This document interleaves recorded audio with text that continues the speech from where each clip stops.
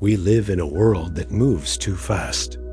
Our schedules are packed, our minds are crowded, and our hearts are often left behind.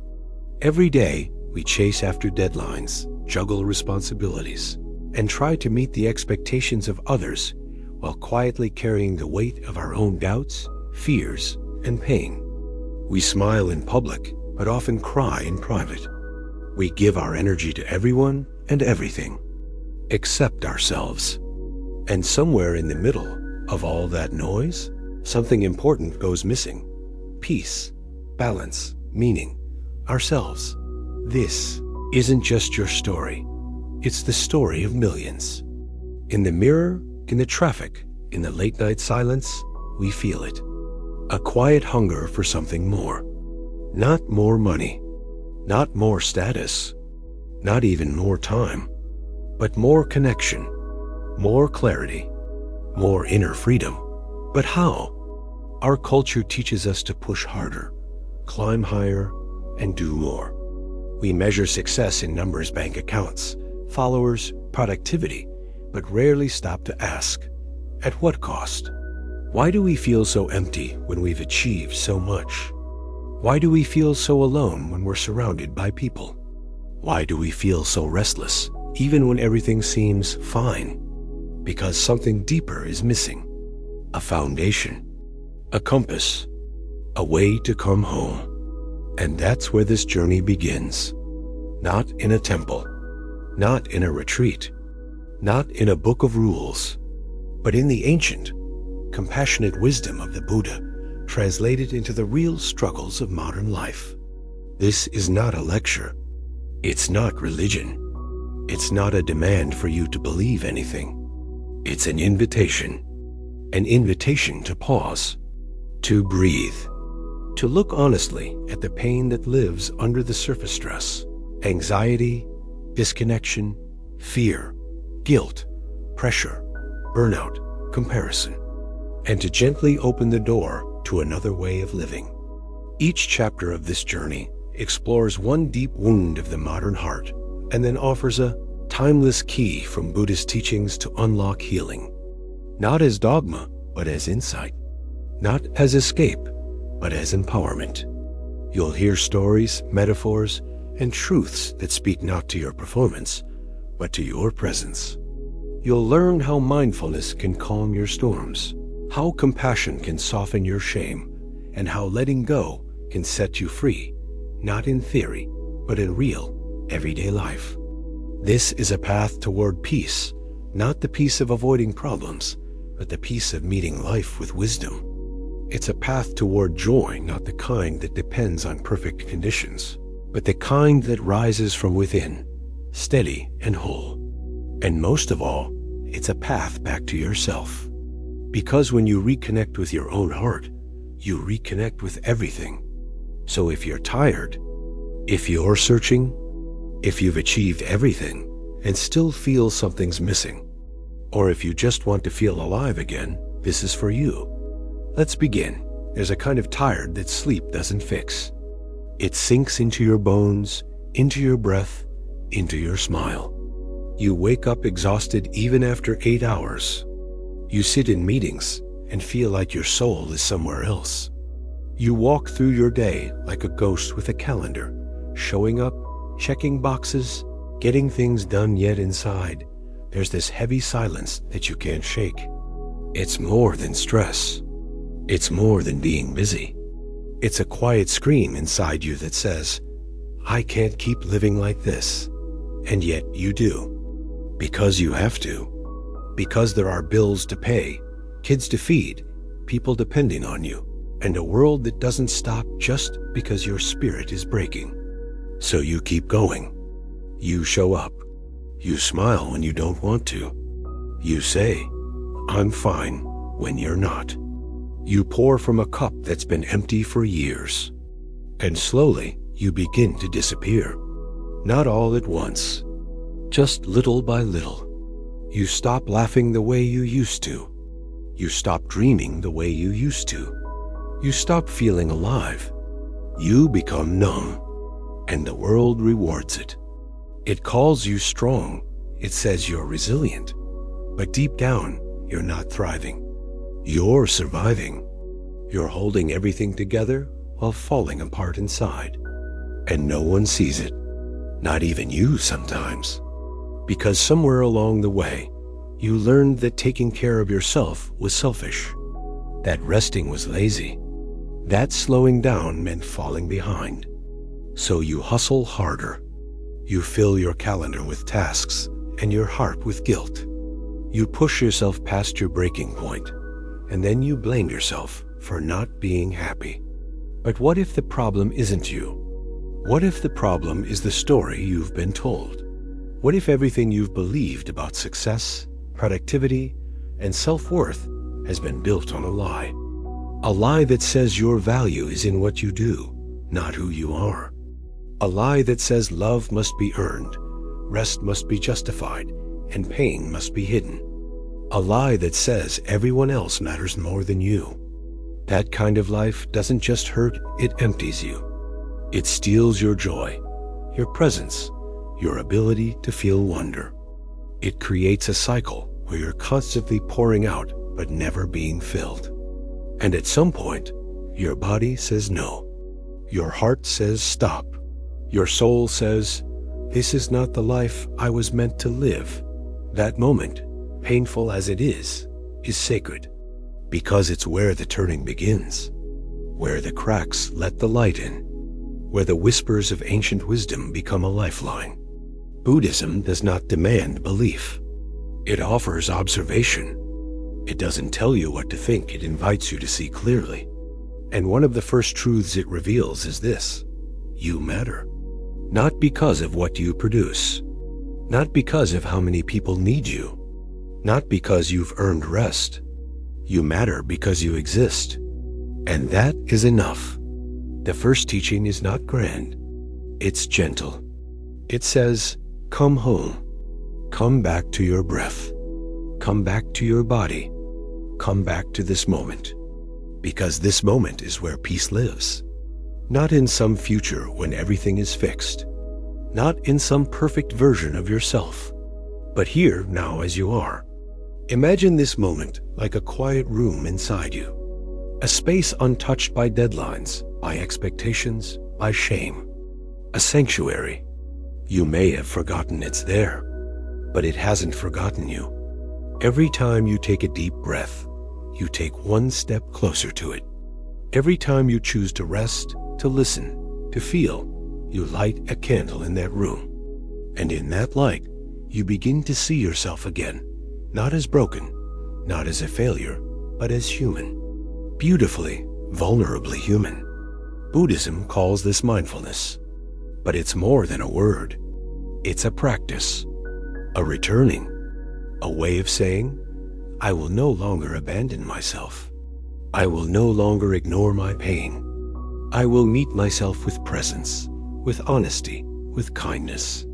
That's where healing begins. Not with fixing everything, but with seeing everything, holding it, breathing with it, letting it be heard. In the silence, you'll begin to notice the voices you've carried, the inner critic that says you're not enough, the fear that says you're falling behind, the guilt that says you're not doing enough for others. And instead of fighting those voices, you begin to observe them. You step back, you watch, and something shifts. Because when you stop believing every thought your mind throws at you, you make space. Space for compassion. Space for truth. Space to rewrite the story. You begin to realize that you don't need to be perfect to be loved. You don't need to be productive to be valuable. You don't need to give everything away to be good. You are allowed to rest. You are allowed to say no. You are allowed to matter to yourself. These aren't selfish acts. They are sacred ones. The Buddha taught that the path to peace begins with right view seeing clearly. And what you're beginning to see is that the way you've been living is not sustainable. You can't pour from an empty cup. You can't give love if you don't feel it within. You can't be present for others if you're absent from yourself. So the solution is not to abandon everyone. It's not to walk away from your life. It's to come back to the center, to rediscover the balance you were never taught to seek, to find the middle way, the space between self-neglect and selfishness. In that space, everything softens. The pressure eases. The breath deepens. And for the first time in a long time, you feel safe within yourself. This is not an overnight fix. It's a path, a journey, a slow remembering of who you are beneath the roles, the masks, the expectations. And that journey begins with one small, powerful act: presence. You don't need to meditate for hours. You don't need to chant or light incense. You only need to begin noticing your life again. The warmth of the water when you wash your hands, the sound of your footsteps on the floor, the rhythm of your breath as you sit in traffic. These are doorways back to yourself. And every time you walk through one, you build trust. Trust that your life doesn't have to be a race. Trust that your body deserves kindness. Trust that your heart knows the way. It's not easy. The world will still pull at you. The voices will still try to convince you that this is weakness. But ancient wisdom says otherwise. It says the one who is mindful is strong. The one who listens deeply is brave. The one who chooses love, starting with self-love, is a force of peace in a world that's forgotten how to rest. And when you begin to live that way, even in small moments, something miraculous happens. You come back to life. You start to feel again. You laugh not out of politeness, but from your gut. You cry not from despair, but from release. You move through your day not as a ghost, but as someone home in their own skin. And others feel it. Your kids, your friends, your partner. They notice the light in your eyes, the calm in your voice, the grace in your presence. And without saying a word, you give them permission to do the same. To rest, to breathe, to be. That's how healing spreads, not from preaching, but from living. And it all begins with this truth. You deserve your own care, not someday, not when everything is done, but now, right here, in this breath. This is your sanctuary. Welcome home, Dot. But the moment you begin to honor your inner world, resistance shows up. Not from others at first, from within. A quiet voice whispers, "You're being lazy." Another says, "You don't have time for this." And deeper still, an echo rises from the past. "You only matter when you're useful." These voices aren't new. They've lived in you for years, maybe decades. They sound like your parents, your teachers, your culture. They sound like survival. And in many ways, they were. They helped you survive. They kept you moving. They pushed you to succeed. But now, they are no longer helping you live. Because living is more than producing. Living is more than pushing. Living is more than surviving. Living is presence. It is the freedom to feel. It is the ability to rest without guilt. It is the quiet strength of knowing your worth without needing to prove it. And that kind of living requires a new inner voice, one built not on shame, but on compassion. Compassion is not softness. It is strength wrapped in gentleness. It is the voice that sees your pain and stays. It is the hand that holds you when you fall. It is the truth that says, you are not broken. You are becoming. This shift doesn't happen by force. It happens by noticing. The Buddha taught that awareness is the beginning of transformation. Not judgment, not shame, just awareness. So the next time you feel overwhelmed, don't push it down. Don't tell yourself to toughen up. Just pause. Feel it. Name it. This is stress. This is sadness. This is pressure. In naming the feeling, you remove its power to control you. You become the observer, not the victim. You step out of the storm and onto the shore. And from that place, you can begin to respond rather than react. That is the heart of mindfulness. Not just noticing your breath, but noticing your life. The way your shoulders tighten when you say yes, but mean no. The way your stomach knots when you break your own boundary. The way your heart sinks when you betray your needs for someone else's comfort. These signals are not weakness. They are wisdom.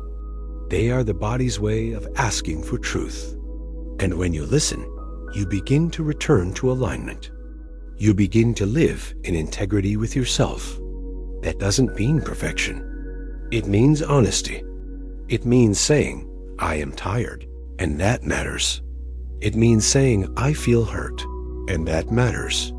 It means saying, I have needs, and they matter. For so long, you are taught to silence these parts of you. But Buddhist wisdom says these parts are not obstacles. They are doors. Doors into understanding. Doors into connection. Doors into compassion. And when you walk through them, you become whole. You become real. No longer just a performer in your own life, but a participant. No longer just reacting to life, but engaging with it. And from this engagement, something beautiful grows. Boundaries. Not walls. Not armor. But sacred spaces. Healthy boundaries are the expression of self-respect. They are not about pushing people away. They are about honoring where you end and someone else begins.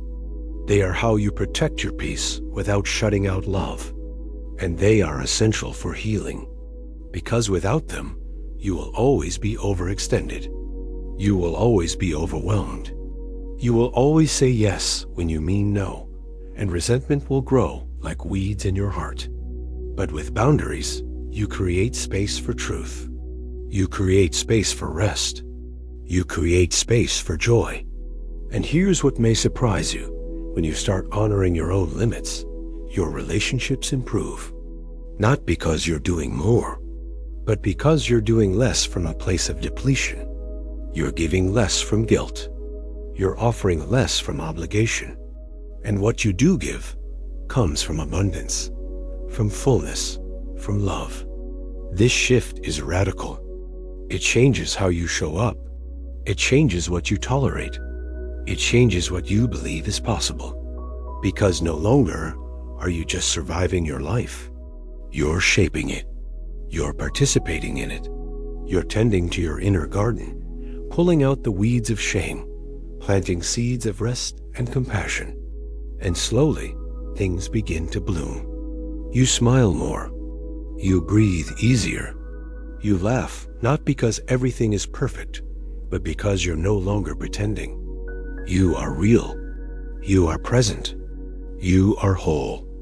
And this presence is not just a gift to you. It is a gift to everyone around you. Think of a calm lake. When it's still, it reflects everything clearly. Your peace is like that. It helps others see themselves more clearly. Your calm helps others settle. Your presence gives others permission to slow down too. This is not a small thing. In a chaotic world, peace is a revolution. And it begins with you. Not by escaping the world, but by showing up differently, by honoring yourself, by remembering that you deserve your own care, not after the to-do list is done, not after the kids are asleep, not after the world gives you permission, but now.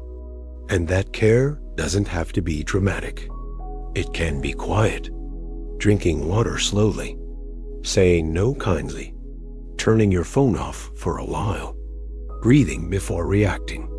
These tiny moments are powerful. They remind you of your agency. They reconnect you with the present. They rebuild trust within. Trust that you can take care of yourself. Trust that you will listen next time. Trust that your needs are valid. And the more you practice, the louder that new inner voice becomes. The one that says, rest is sacred. The one that says, you are enough. The one that says, even now, you are whole. Buddhism doesn't promise you a life without pain. It promises you a path through it. A path where pain becomes a teacher, not a punishment. A path where discomfort becomes a signal, not an enemy. A path where every experience, good or hard, can be met with presence. And presence changes everything. Because when you are present, you are powerful. Not because you control everything, but because you are no longer ruled by everything. You are awake. You are here. And that is enough. The ancient teachings say, as a mother protects her child with her life, so with a boundless heart should one cherish all living beings, including yourself. So now, the invitation is simple. Protect your peace. Cherish your breath. Respect your limits. Love yourself with the same care you offer everyone else. Not someday, but now. You are not behind. You are not too late. You are exactly where you need to be to begin again. Let this be your turning point. Let this be your sacred pause. Let this be the moment you stop running and start returning. Returning to yourself. Returning to presence. Returning to a life built not on pressure, but on peace. This is the first truth, the beginning of the path. And though it starts with you, its impact reaches far beyond you. Because a rested heart is a radiant heart. A loved self is a loving self. And when you walk in peace, you walk in power. From here, we move forward not alone, but connected. Not empty, but full. Ready to meet the next challenge, not with fear, but with presence. Because you are no longer lost. You are no longer running. You are home. You can be surrounded by people and still feel alone. You can have hundreds of friends on social media, group chats buzzing with messages, and still lie awake at night with a heart that feels hollow. You scroll. You swipe. You like. You post. But inside, something aches. A soft ache that says, no one really sees me. This is the loneliness of modern life. Not the loneliness of isolation, but the loneliness of disconnection. Disconnection from others. Disconnection from the moment. Disconnection from yourself. You're not alone in this. In fact, it's one of the great paradoxes of our time. We've never been more connected, and yet never more emotionally distant. Technology promised us togetherness. What it gave us was noise. Notifications instead of conversations. Filters instead of vulnerability. Reactions instead of understanding. Asterisk. Somewhere along the way, real connection got replaced with performance. We started curating ourselves, editing our emotions, posting only what's polished. And in doing so, we began to disappear from our own lives. We stopped saying how we really feel. We stopped asking how others really are. We started living in digital masks. And the cost? Intimacy, warmth, belonging. We forgot how to be with each other without performing. We forgot how to sit in silence without reaching for a screen. We forgot how to listen without planning what we'll say next. And we wonder why we feel alone. Loneliness isn't just the absence of people. It's the absence of presence. It's the absence of being truly met, of having someone look into your eyes and say, I'm here. I see you. You matter. And maybe, deep down, you've stopped expecting that. Maybe you've accepted surface-level relationships as normal. Maybe you've convinced yourself that deep connection is a luxury you no longer have time for. But something in you remembers. Something in you longs for the kind of connection that doesn't need Wi-Fi. The kind that needs only your full attention. That something is sacred. It is the soul remembering what it means to belong, to be seen, to be safe. And the good news? That kind of connection isn't gone. It's just been buried. Under hurry, under habit, under 1,000 tiny distractions. But it's still there. And Buddhism offers a way to find it again, not by adding more, but by peeling back the noise. At the heart of Buddhist wisdom is the truth of interconnectedness. The idea that we are not separate, isolated beings, but threads woven into one great fabric of life. That what we do to ourselves, we do to others. That when we soften toward our own pain, we soften toward the pain of the world. This teaching isn't philosophy. It's lived reality. You can feel it in your body when someone listens to you with their full heart. You can feel it when you sit with someone and don't try to fix them, just witness them. You can feel it in the pause between words, in the shared silence, in the unspoken "I'm with you." These are the moments that remind us we're not alone. But presence is a practice. It doesn't happen by accident, especially now, with phones buzzing, calendars full, minds racing. It takes intention to be here, fully here. And that's where the journey begins. Not with better communication strategies, not with more social events, but with you, with your willingness to show up honestly, to listen with your whole being, to speak from your heart, to remove the armor and say, "This is me." Vulnerability is not weakness. It is the root of connection. And when you begin to live that way, something shifts. Conversations deepen. Silence becomes sacred. Eye contact becomes healing. You begin to notice the people around you in a different way. You begin to see the humanity in them, not just their roles, their titles, their masks, but their hearts. And you realize they're just like you. They're scared too. They're tired too. They're longing for meaning too. The Buddhist path calls this compassion. Not pity, not saving others, but seeing others clearly and meeting them with care. The kind of care that listens without judgment. The kind of care that pauses before reacting. The kind of care that says, "Your suffering is real. I may not understand it, but I will not turn away from it." This is radical, because it breaks the cycle of disconnection. It replaces reaction with response. It turns small moments, conversations, arguments, ordinary encounters into opportunities for presence. And it starts small, with a deep breath before you speak, with putting your phone down while someone talks, with asking, "How are you really?" and waiting for the answer. These are not grand gestures, but they are sacred ones, because they bring you back into relationship, not just with others, but with yourself. Because the truth is, we can't connect deeply with others if we are disconnected from ourselves. If we are afraid of our own emotions, we will fear others' emotions. If we judge our own pain, we will judge others' pain. If we silence our own truth, we will never truly hear someone else's. That's why compassion begins within.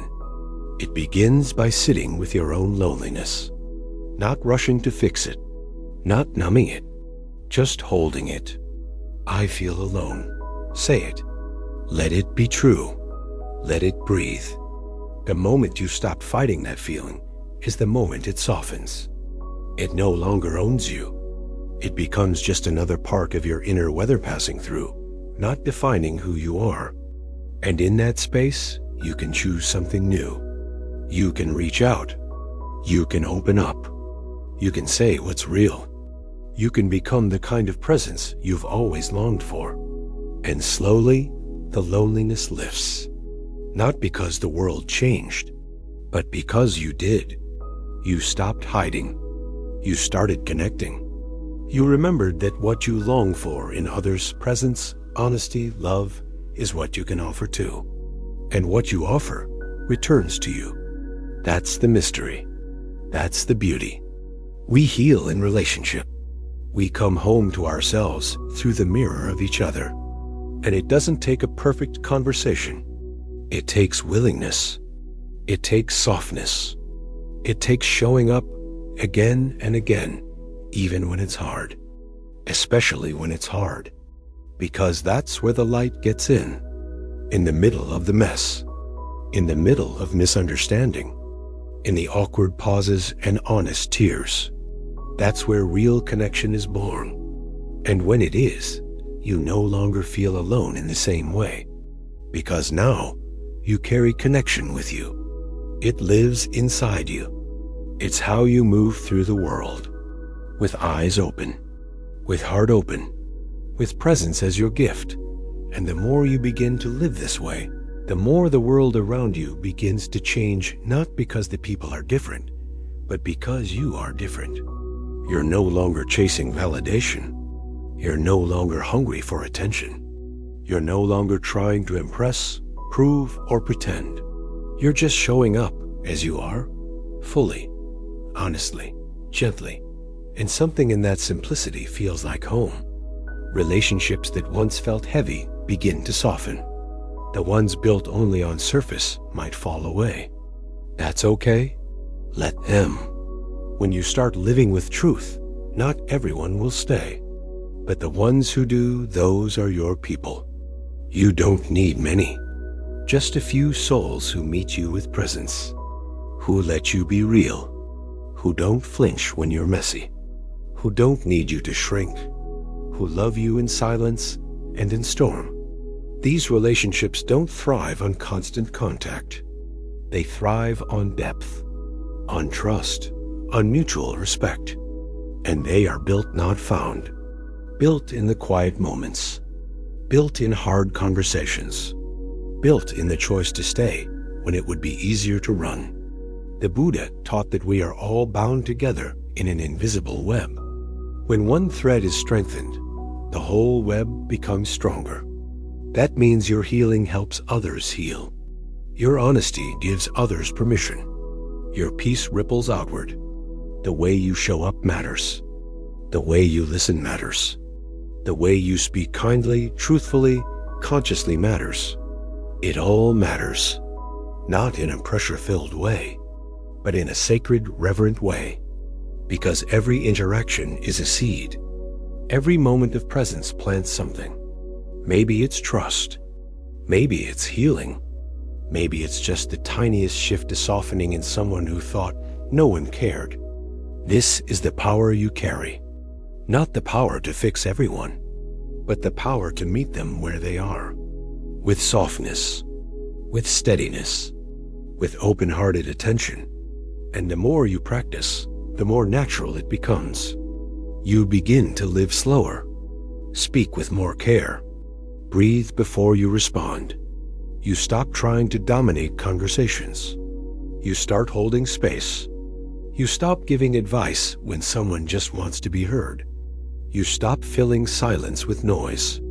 You let it be what it is, an offering, an invitation to drop deeper. This is sacred presence, and it's rare.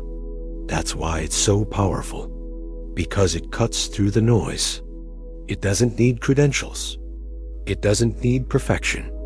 It just needs you awake, aware, here. And from that place, connection becomes a way of life. Not something you chase, but something you create. Not something you beg for, but something you embody. You realize that love is not a transaction. It's an offering. It's not what you get, it's what you give, freely, from fullness. But you can only give like that when your own well is full. That's why self-connection matters.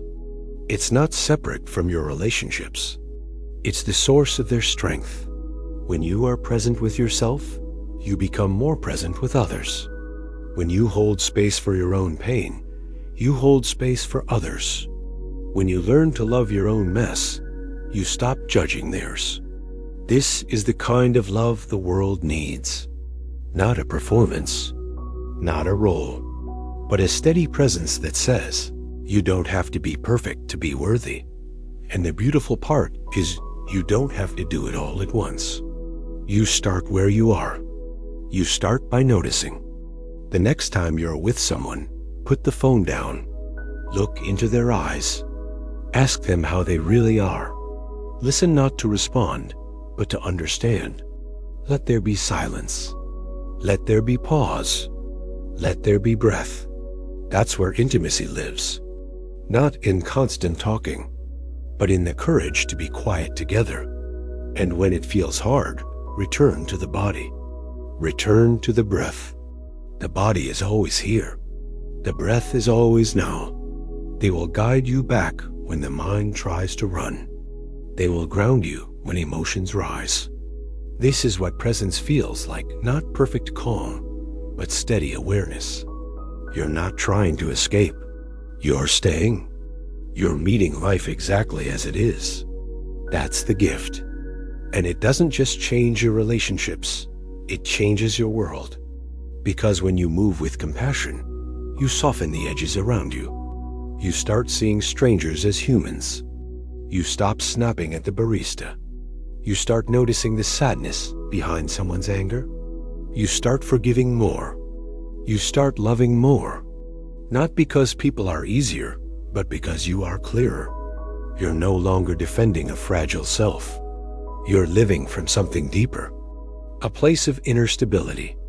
A place of trust. A place of peace. And yes, you'll still get hurt. People will still disappoint you. You'll still say the wrong thing sometimes. But now you don't collapse. You don't close. You learn. You grow. You apologize when needed. You forgive when ready. You stay open, even when it's hard. That's the practice. That's the path. Not perfection, not constant harmony, but presence. And from presence, connection. The kind that nourishes. The kind that heals. The kind that reminds you you are never meant to do this alone. And you're not. The web is still here. The people who love you, even if they don't say it often, are still here. The path to deeper connection is still open. It's not too late. It's never too late. And it begins not with reaching outward, but turning inward, lighting the candle of compassion within, breathing into your own tenderness, becoming the friend you've always needed. And from there, extending that light word by word, breath by breath to others. That is the power of presence. That is the medicine of mindfulness. And that is the promise of the path. That no matter how disconnected you felt, no matter how long it's been since you felt truly seen, you can begin again, and the world will meet you there. There's a storm that lives inside your head. It doesn't always look like panic. Sometimes it just looks like noise. Constant, relentless noise. Thoughts spinning. Questions looping. What if I fail? What if I said the wrong thing? What if I'm not enough? It's like your mind is a machine that never shuts off. Even in silence, it hums. Even in rest, it resists. Even in joy, it whispers warnings. You try to relax, but something inside says, don't get too comfortable. You try to sleep, but your brain replays every awkward conversation from the last 10 years. You try to focus, but your thoughts scatter like leaves in the wind. You are tired, not just in your body, but in your mind. Tired of the racing, tired of the doubt, tired of living in the future. Because that's what anxiety is. It's the mind leaving the present and running into all the things that could go wrong. It's living in imaginary moments filled with worst-case scenarios until your nervous system believes they're real. Your heart races, your breath shortens, your shoulders tighten, and all the while, nothing has actually happened, except in your mind. But the mind doesn't care if the danger is real. It just reacts. It floods you with cortisol. It prepares for battle. And suddenly, you're not living your life, you're managing your fear of it. This is the quiet suffering of overthinking. It keeps you up at night. It pulls you out of the moment. It whispers that you must control everything or else. And the most painful part? You think it's you. You think your thoughts are the truth. That your fear is wisdom. That your worry is responsible. But what if it's not? What if your mind has simply been trained to overfunction? What if anxiety is not who you are, but a pattern you've inherited a reflex you've never questioned. The Buddha called this suffering dukkha, a fundamental discomfort that arises from clinging, from craving, from resisting the flow of life. And nowhere is that more visible than in the mind that cannot rest. But here's the truth you may not have been told. You are not your thoughts. You are not your fears. You are not the voice that doubts you. You are the awareness behind it, the space in which it all arises. And that awareness is not frantic. It is still. It is steady. It is untouched. You've just forgotten how to rest there. And that's okay. Because you can remember. You can return. You can begin again. Not by fighting the thoughts. Not by silencing the mind. But by watching it gently, curiously, lovingly. This is the sacred pause. A moment when you step back and observe without reacting. You don't judge the thought. You don't believe it. You don't run with it. You just notice it. Like a cloud passing through the sky. You don't chase it. You don't push it away. You let it float by. And in that allowing, something shifts. You realize the storm isn't who you are. You are the sky. The vast, open sky in which all storms pass. This is mindfulness. Not a technique. Not a performance. But a way of seeing. A way of being. A way of remembering that you are more than your mental weather. And from this remembering comes peace. Not the kind of peace that means nothing bad ever happens, but the kind of peace that means even when things get loud, you don't lose yourself in the noise. You stay. You breathe. You observe. And from that stillness, clarity arises. The thoughts slow. Not because you force them to, but because you've stopped feeding them. Because you're no longer lost in their stories. Because you've begun to understand, not every thought deserves your attention. Not every fear is a prophecy. Not every mental movie deserves a front row seat. And that shift, subtle, gentle, profound, is where freedom begins. Real freedom. Not from life, but within it. A freedom that doesn't depend on changing your circumstances. A freedom that arises when you stop believing every voice in your head. And it all begins with noticing. A simple pause. A breath. A space between thought and reaction. That space is sacred, because in it you have choice. In it you reclaim your power. In it you stop living as a hostage to your mind and start living as its witness.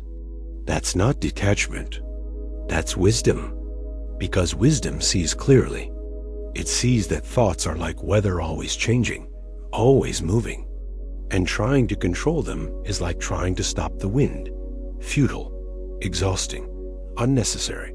So instead of controlling, you begin to relate differently. You begin to watch. You begin to befriend. You begin to see the thought, smile, and say, "Ah, I see you," and then let it pass. Just like that. Not with force, but with presence. Not with struggle, but with space. The mind may still race. That's okay. That's what minds do. You don't need to make it perfect. You just need to stay with yourself, gently, patiently, with the same compassion you would offer a scared child.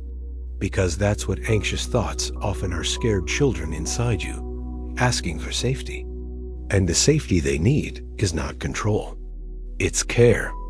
It's the steady presence that says, even if the worst happens, I'll still be here with you. That's what changes the nervous system. Not false reassurances, but presence. Real presence. And it begins in this moment, in this breath, in this choice to stop running and just feel, to stop fixing and just listen, to stop escaping and just stay.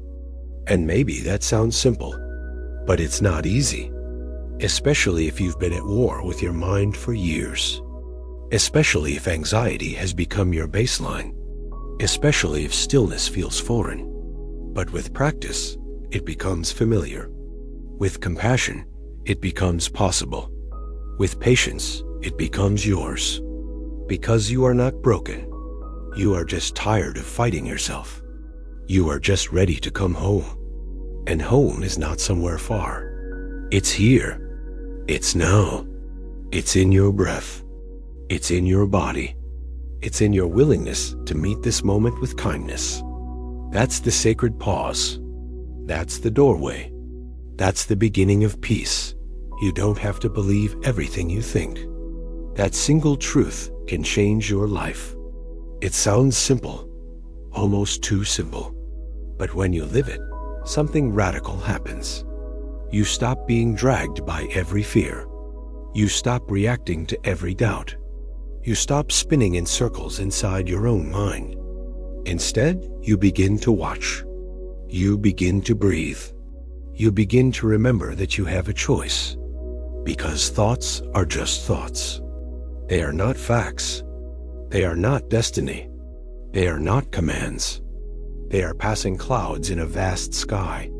Some are dark. Some are heavy. Some are loud. But none of them stay forever. And none of them define who you are.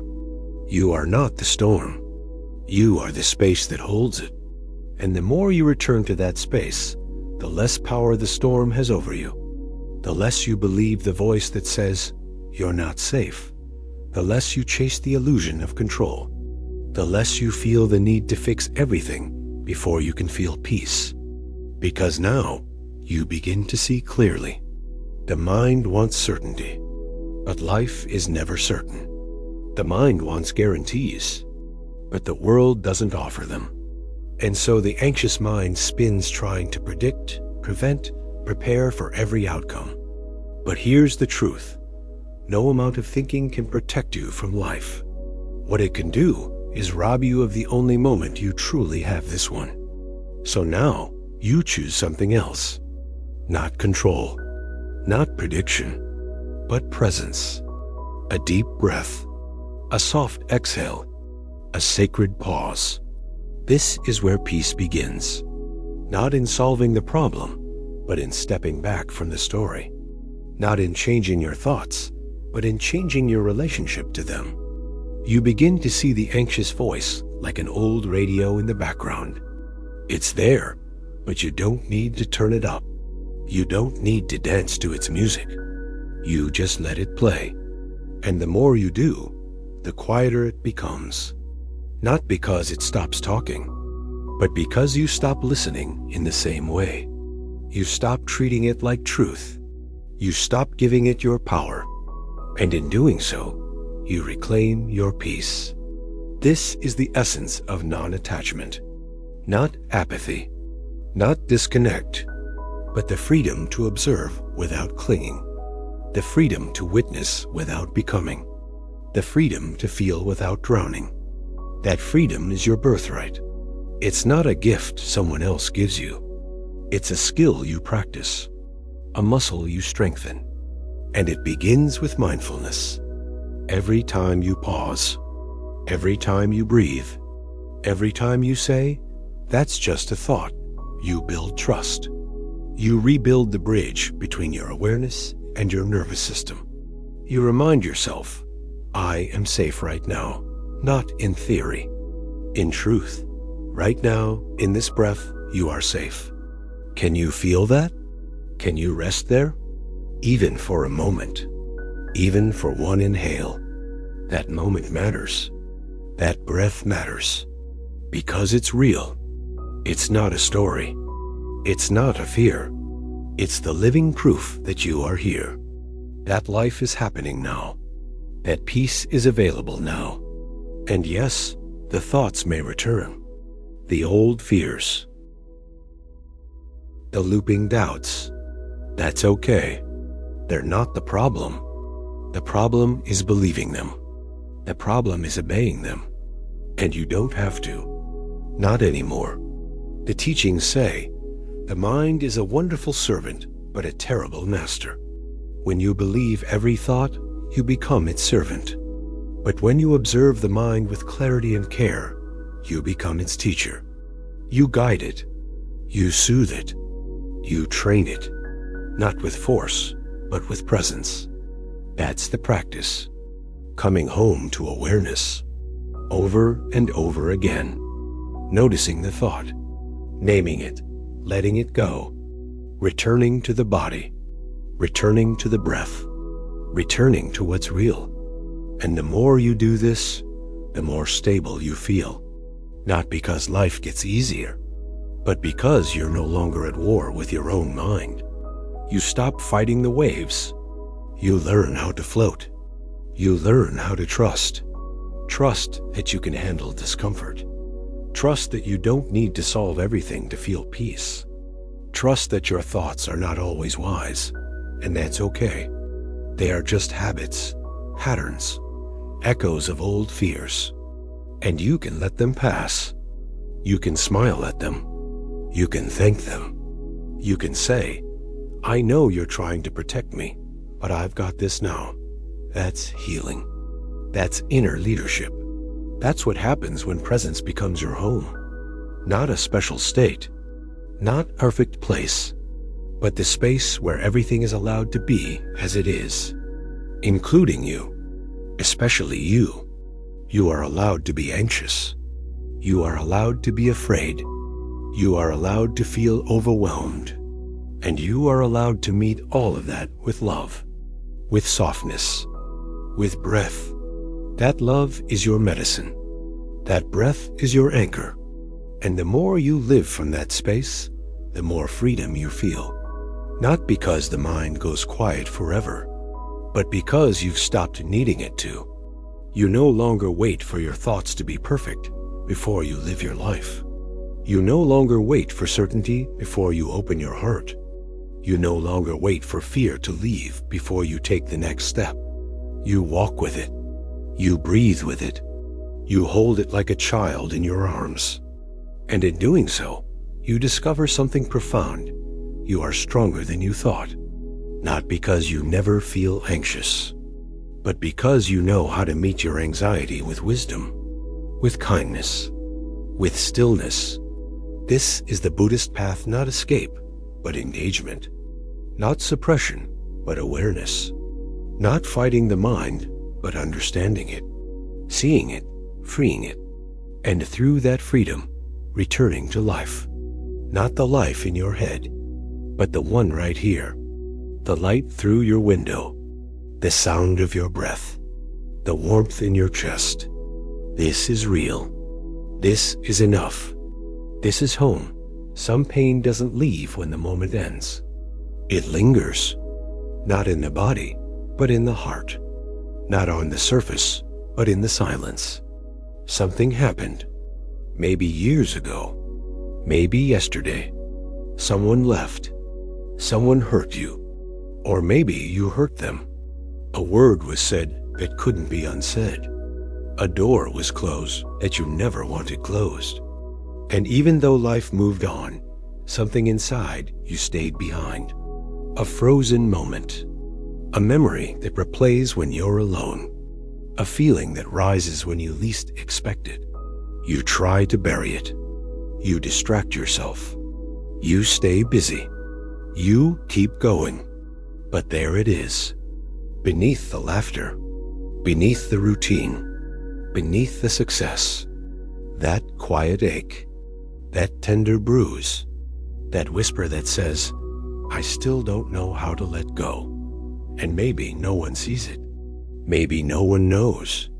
But you do. Because it shapes the way you move. The way you trust. The way you breathe when certain memories come too close. This is the pain we carry. It's not always dramatic. Sometimes it's quiet, like a shadow. Sometimes it's heavy, like a weight on your chest. And no one prepared you for how long it would stay. They told you time heals everything. But time doesn't always heal. Sometimes it just covers. And what's covered still hurts. And here's the truth.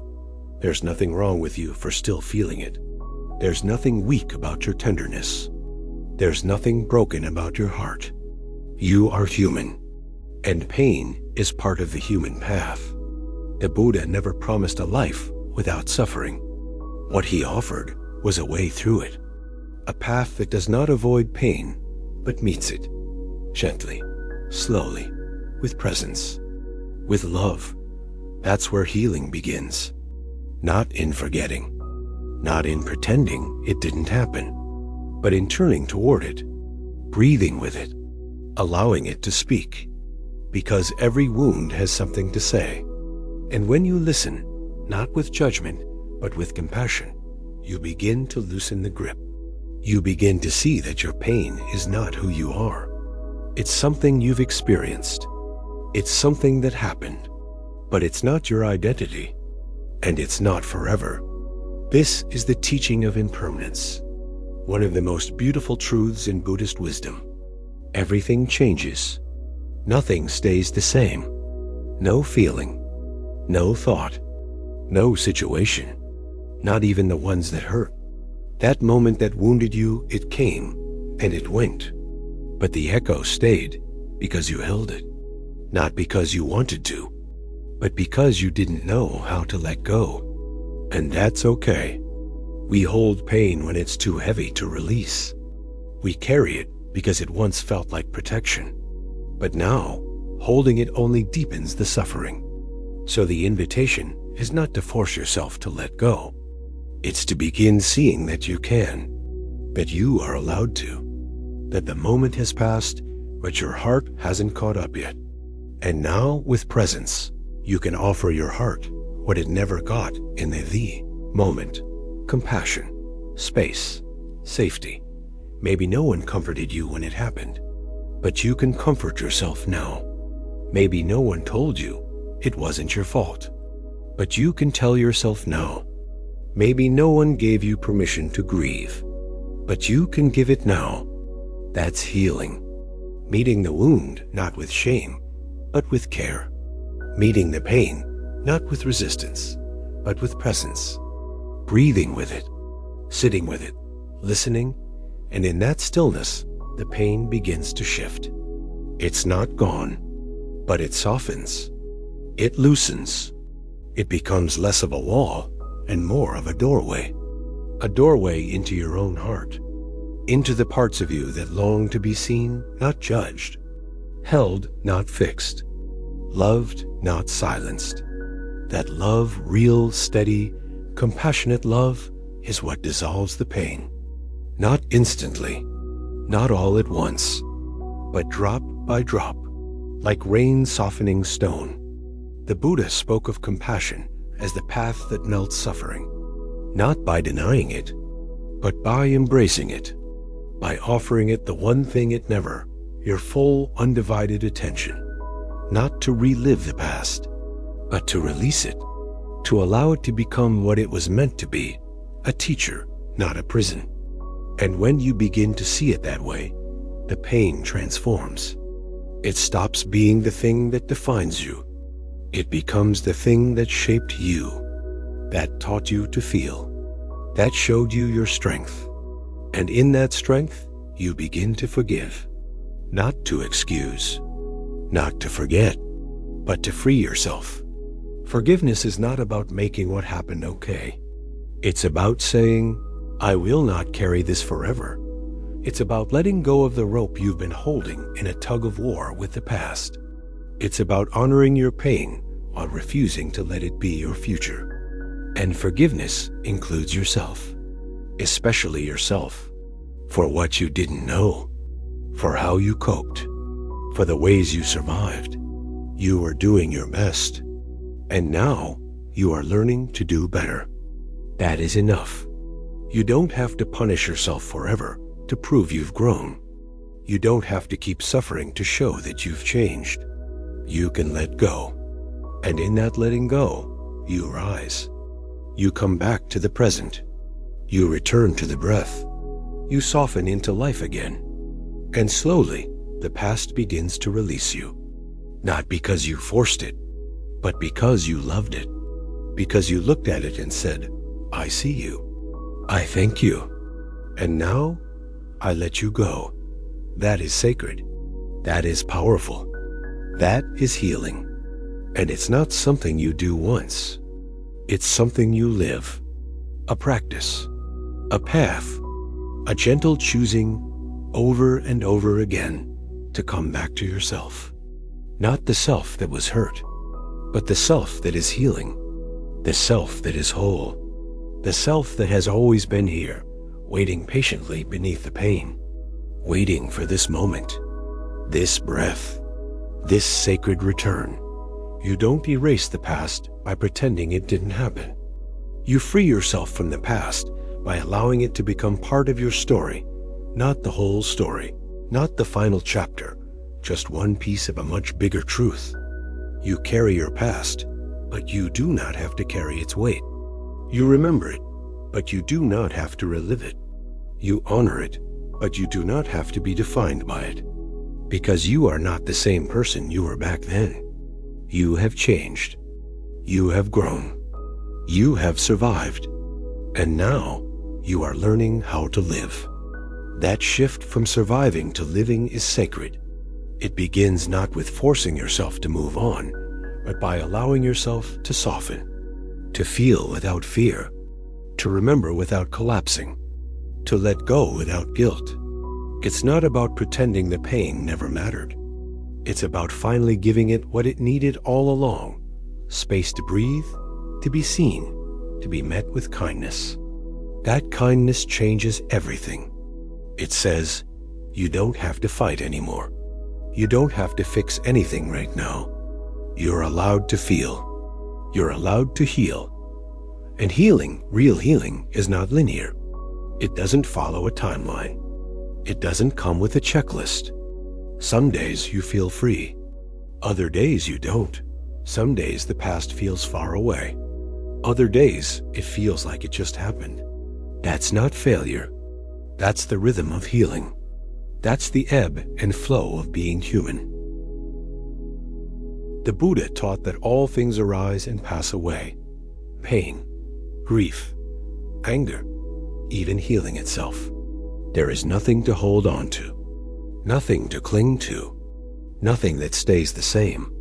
And in that truth, there is peace, because it means your pain will not last forever. Your sadness will not stay forever. Your wounds will not define you forever. Everything moves. Everything shifts. Everything opens. Even the parts of you that feel stuck. Even the places that feel frozen. Even the grief that feels too big to name. It's all part of the river. You don't have to push it. You don't have to force it. You just have to stop resisting the current and let yourself flow with it. Let yourself cry when the tears come. Let yourself smile when it's real. Let yourself feel joy without apology. Let yourself breathe without guilt. That's what it means to heal. To trust that you don't have to be fixed to be whole. To know that your scars are not shameful. They are signs that you lived. That you were hurt, yes, but you chose to keep going. That you lost things, yes, but you never lost your heart. And that heart is still here, beating, hoping, becoming, not the same as before, but maybe wiser, maybe softer, maybe more open than it's ever been. You don't need to close anymore. You don't need to protect yourself from your own feelings. You don't need to be afraid of your own tenderness. You can live with an open heart, even if it's been broken, especially if it's been broken, because that brokenness, that crack, is where the light gets in, where love returns, where compassion is born, not just for others, but for yourself. That compassion is your power. It's how you meet your past with grace. It's how you meet your pain without shame. It's how you stop running from yourself and start coming home. The moment you stop fighting what was. The moment you stop needing the past to be different. The moment you stop waiting for closure from someone else is the moment you begin to set yourself free, because healing was never outside of you. It was never in their apology. It was never in forgetting. It was in this moment, in your breath, in your choice to love the part of you that still hurts, not to rush it, not to erase it, but to hold it gently and say, "You're allowed to be here, and I'm not leaving you behind." That's the love that transforms. That's the presence that mends. That's the wisdom that turns pain into peace, not by avoiding it, but by walking through it, slowly, gently, with the steady knowing that everything that rises also falls, that even the deepest ache will one day soften, that even the most painful memory can lose its edge, that even the grief you thought would swallow, you can become something else, an offering, a tenderness, a quiet strength. And in that strength, you become someone new, not someone untouched by pain, but someone shaped by it, someone deeper, someone more whole, because you no longer carry the pain as a burden. You carry it as a teacher. You carry it as a part of your path. And your path is beautiful, not because it's perfect, but because it's real, because it's yours, because you are walking it with courage. And every step you take, every breath, every pause, every act of self-kindness is an act of liberation. You are setting yourself free from shame, from guilt, from the belief that your pain makes you weak. It doesn't. It makes you real. It makes you human. It makes you someone who understands what it means to fall and what it means to rise.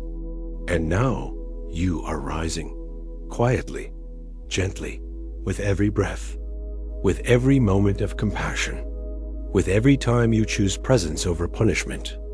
That is healing. That is freedom. That is love. And it's already within you. You've done everything they told you to do. You worked hard. You pushed through. You climbed the ladder.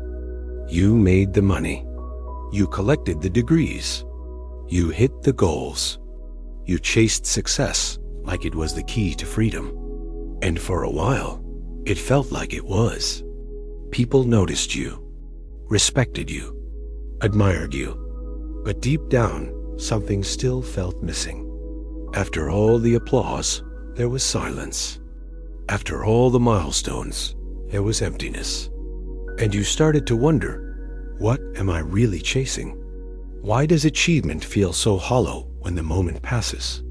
Why do I feel like I have everything, yet nothing at all? It's a question so many carry, but are afraid to ask. Because we live in a world that worships success. A world that teaches you to measure your worth by what you accomplish.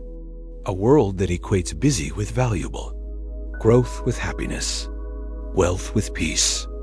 But none of that is guaranteed. You can be rich and still feel poor inside. You can be successful and still feel like a fraud. You can be celebrated and still feel completely unseen. Because success without self-worth is just decoration. It looks good, but it doesn't satisfy. And when you build your identity on what you achieve, you're always one step away from collapse, one failure away from shame, one quiet day away from panic. And maybe you've felt that, the pressure to always be doing more, to never rest, to prove yourself again and again, as if your value expires every time you stop moving. And beneath all that effort, there's fear. Fear of not being enough.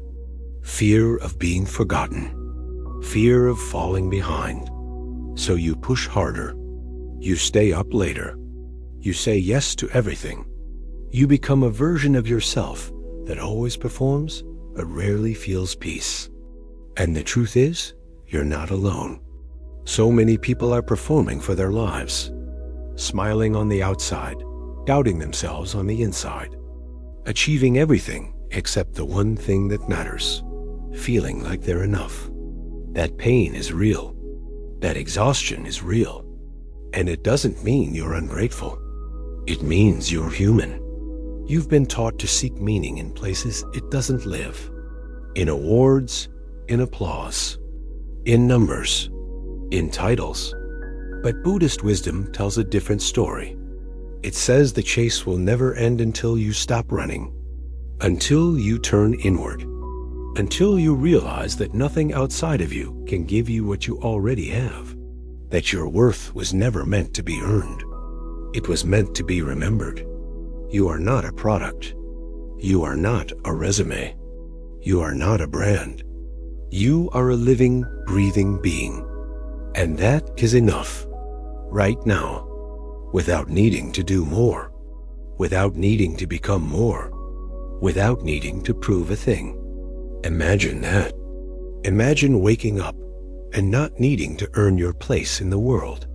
Imagine doing your work without attaching your self-worth to its outcome. Imagine letting go of the pressure to constantly improve and simply allowing yourself to be. That is freedom. That is peace. And it begins with one small, radical idea. You are already enough. Not when you reach your goals, not when you fix your flaws, but now, in this moment, as you are. That's not passivity. That's not giving up. It's grounding. It's reclaiming your worth from the hands of the world and bringing it back to your own heart. Because when you believe you are enough, everything changes. You stop chasing and you start choosing. You choose what truly matters. You choose what aligns with your values. You stop performing for love and start living in love. You start enjoying the journey, not because it's easy, but because you're no longer running from yourself. And in that space, success takes on a new meaning. It's no longer about what you accumulate. It's about how you show up, how fully you live, how deeply you feel, how honestly you love. The Buddha taught that real wealth is not in possessions, but in presence. In knowing that nothing outside you can create lasting happiness. Because all things change, all status fades, all praise ends. But what remains, what truly lasts, is the peace you build within. That's the gold that can't be taken. That's the success that doesn't depend on applause. And that kind of peace doesn't come from effort. It comes from surrender, from letting go of the illusion that you need to become someone else to be loved, from releasing the comparison that poisons your joy, from choosing presence over perfection. That's not easy in this world. A world that constantly says you're behind. A world that glorifies hustle and shamas rest. But the ancient teachings invite you to see clearly, to realize that chasing more will never lead to enough. That proving yourself is a race with no finish line. That constantly striving is just another form of suffering. So instead, you pause. You breathe. You come back to your body, back to your breath, back to your life, not the one you're building for the future, but the one you're living right now. And maybe for the first time, you stop asking, how can I achieve more? And start asking, what actually matters to me? Because in that question, you begin to uncover your truth, your rhythm, your inner compass. And it might lead you somewhere quieter, somewhere simpler, somewhere more honest. Not toward more, but toward enough. Not toward applause, but toward authenticity. Not toward constant doing, but toward deeper being. And in that shift, you feel something new relief. Like laying down a burden you didn't realize you were carrying. Like exhaling after holding your breath for years.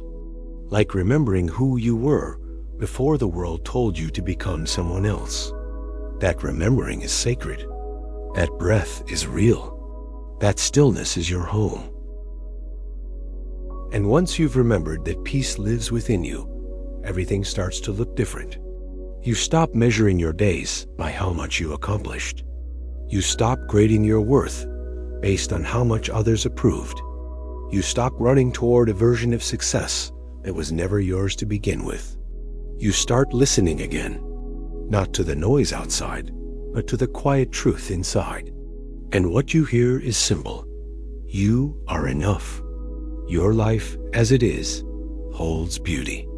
Your presence as it is holds power.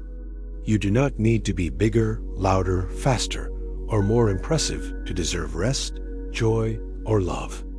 You just need to be here, awake, honest, real. That is what success becomes.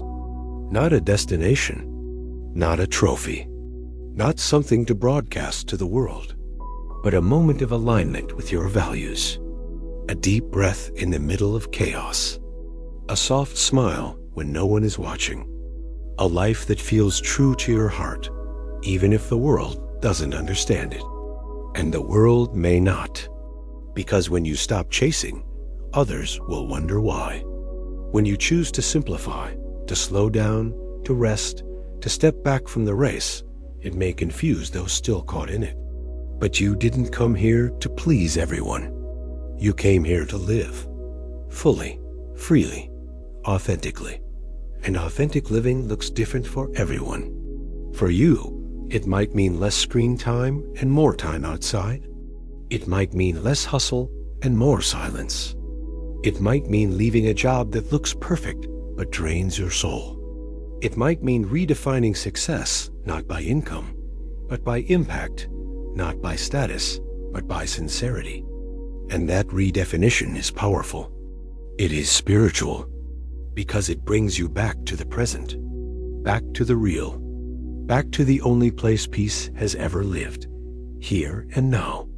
You begin to trade ambition for contentment, not because you lack drive, but because your drive is no longer rooted in fear. You're no longer proving your worth. You're expressing your truth. You're creating not to be seen, but because you have something to say. You're working not to earn rest, but because you are rested. You're giving not to be loved, but because you already are. That's what changes everything.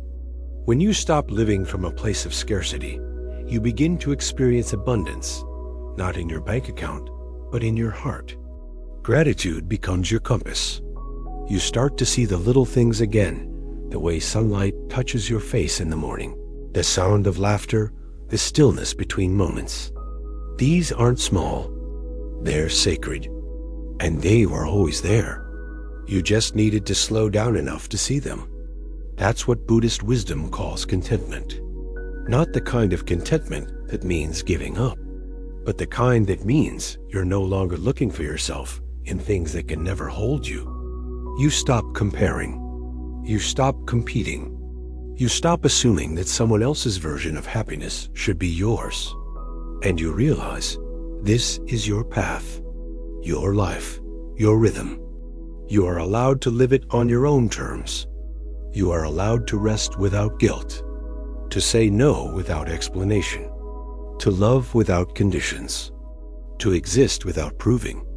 That is the peace that comes from within, the peace that cannot be sold to you, the peace that cannot be taken from you, because it is you. It is your nature, covered for years by expectation and noise, but never gone.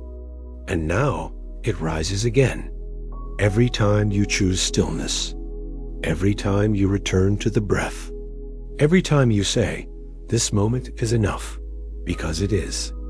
This moment, with all its imperfections, is whole, and so are you. That wholeness does not need to be earned. It only needs to be remembered. And when you live from that remembering, success becomes something new, not measured in followers, trophies, or numbers, but in peace, in joy, in truth. It becomes the smile you offer a stranger, the boundary you set with love, the rest you allow yourself without apology, the ordinary, sacred moments that no one else sees, but that you will carry forever. That is a life worth living. That is a success that won't vanish. And it's available now. Not someday, not after the next goal, but now, when you pause, when you breathe, when you say, this is enough. And maybe that's the most radical thing you can say in a world that always demands more. Maybe that's the real revolution, choosing inner peace over outer pressure, choosing presence over performance, choosing your own rhythm over someone else's race. And as you do, you become a quiet light, a reminder to others that they too can stop running, that they too can rest, that they too are already enough. And that ripple of peace, of stillness, of deep enoughness reaches further than you'll ever know. You don't need to be famous to change the world. You only need to be real. You only need to live in a way that brings you home to yourself. That's the gift. That's the truth. That's the kind of success that can never be taken. You want to know how things will turn out. You want to know if the decision you're making is right, if the person you love will stay, if your health will hold, if your plans will work, if you'll be okay. And it's not because you're weak. It's because you care. It's because your mind, like every mind, longs for safety, longs for ground, longs for certainty. But life doesn't work that way. Life doesn't hand out guarantees. It moves like a river, unpredictable, untamable, sometimes gentle, sometimes wild. And no matter how hard you try to hold on, you can't stop the flow. Still, you try. You double-check everything. You worry before anything even happens. You try to plan for every possibility. You live in the future more than you live in the present. And it's exhausting, because control is heavy. It asks you to carry things you were never meant to carry. It fills your body with tension. It fills your mind with fear. It steals the joy of now in exchange for a false sense of safety later. But that safety never comes, because something new always arises. Something unexpected, something you didn't prepare for, and you find yourself back in the same cycle: worry, tension, control. You can't rest because rest feels unsafe. You can't let go because letting go feels like failure. You can't just breathe because breathing feels like giving up. So you keep fighting the river, trying to hold it still, trying to shape it into something predictable, something safe. But the more you grip, the more you suffer. The more you resist change, the more painful change becomes. And at some point, your heart starts whispering, there must be another way. That whisper is the beginning of surrender. Not the kind of surrender that means defeat, but the kind of surrender that means freedom. The kind of surrender that says, I will no longer live in fear of the unknown. I will stop trying to control the river. I will learn to float. That is the Buddhist path, not control, but clarity. Not resistance, but wisdom. Not clinging, but presence. The Buddha taught that the root of suffering is attachment. Attachment to how things should be, to how people should behave, to how life should unfold. And when reality doesn't match your idea of it, you suffer. Not because of the event itself, but because of the story you told about it. And so the invitation is to see clearly, to see that the pain of uncertainty isn't in the unknown itself. It's in your refusal to allow it. It's in the tight grip of the mind that says, this must go my way. But life rarely goes our way. And yet we survive. Often we grow. Often we find something unexpected in the very thing we feared. A lesson, a softness, a strength. But you don't see that when you're clinging. You only see it when you let go. When you stop demanding that the path be smooth and start trusting that you can walk it, even when it's not. That trust is what sets you free. Not trust that everything will turn out the way you want, but trust that you will meet whatever comes with grace. That no matter how uncertain the future, you are steady in yourself. That's the only real security. And it lives within you. It doesn't come from knowing the plan. It comes from knowing yourself, from knowing how to return to your breath, from knowing how to pause when the mind starts racing, from knowing how to sit in the middle of the unknown and say, this is hard, but I can be with it. That kind of presence is strength. It's not loud. It's not flashy, but it's unshakable because it's not built on conditions. It's not built on things going right. It's built on practice, on choosing presence over panic, on choosing breath over reaction, on choosing faith, not blind faith, but the deep inner trust that even when things fall apart, something in you remains whole. That part of you is what we're returning to. The part that doesn't need to control the river. Because it is the river. It flows with life, not against it. It moves with grace, not force. And it knows that letting go is not weakness. Letting go is wisdom. Because what you let go of was never yours to control. You begin to release the need for certainty. You begin to allow discomfort. You begin to say, I don't know what will happen, but I will be here for it. And suddenly, the future loses its power over you. Not because it becomes clear, but because you're no longer waiting for it to be. You're no longer trying to live tomorrow before you've lived today. You come back to now, to this moment, to this breath, and you find that now is enough. This is where peace lives, not in a perfect plan, not in a predictable path, but in the heart that is open, even when the outcome's unknown. That openness is your strength. That trust is your compass. That presence is your power, and it's already here. The moment you stop trying to control everything is the moment you begin to breathe again. You realize that all the energy you've spent tightening, planning, bracing, has not made you safer, it's only made you tired. And now, slowly, you're learning to trust something else. Not the world, not the outcome, but yourself, your breath, your presence, your ability to stay soft in the middle of the unknown. That's a kind of power no one can give you, and no one can take away. It's not loud. It doesn't shout, but it holds steady even when everything else is shaking. Because it's not built on circumstances, it's built on awareness, on the deep, lived understanding that all things change, that nothing lasts forever, and that's not something to fear. It's something to honor. The impermanence of life is not a threat. It's a teacher. It shows you that everything is precious, that nothing is guaranteed, that the people you love, the breath you're taking, the sunrise you saw this morning, these are not owed to you. They are gifts. And the only way to truly receive them is to let go of the illusion that they'll last forever.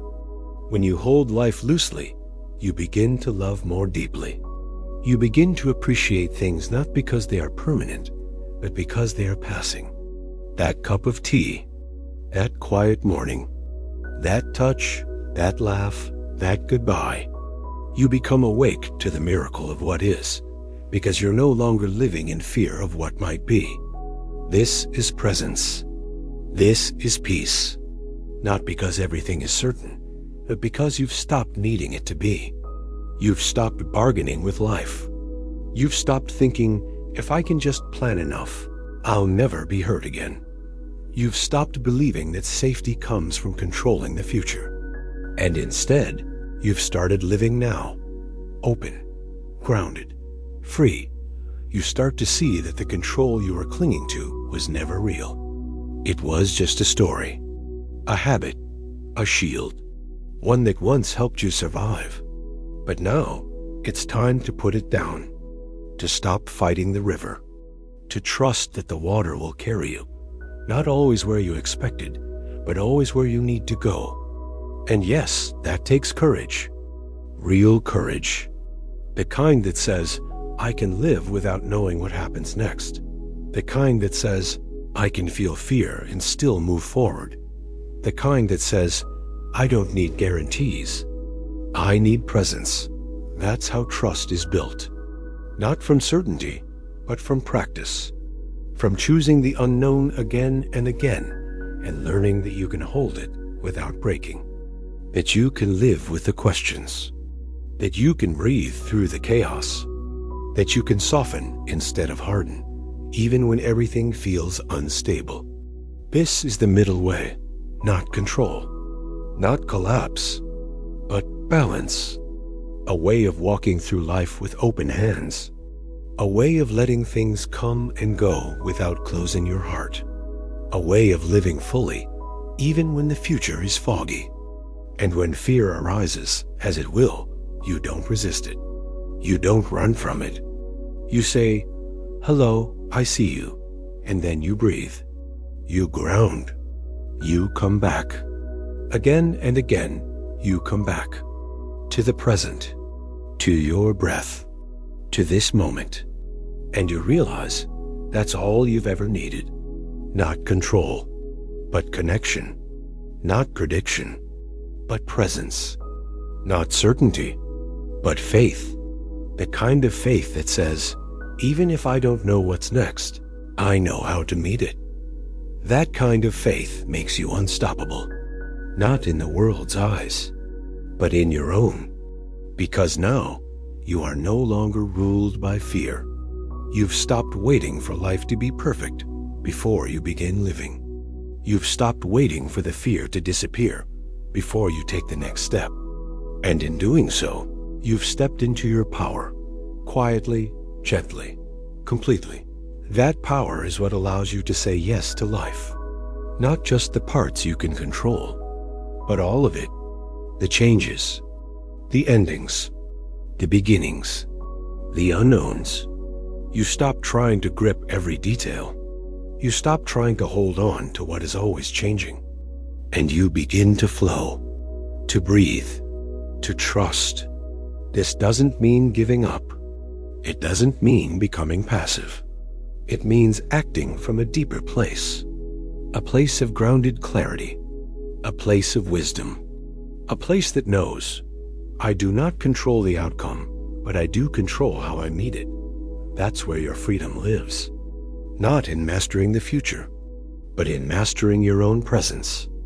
And in that presence, you find something you thought you had to chase peace. It was never out there.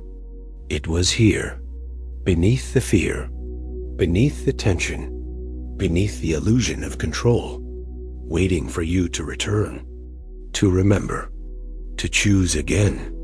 So now, in this breath, you let go, not of responsibility, not of care, but of fear, of clinging, of needing life to follow your script.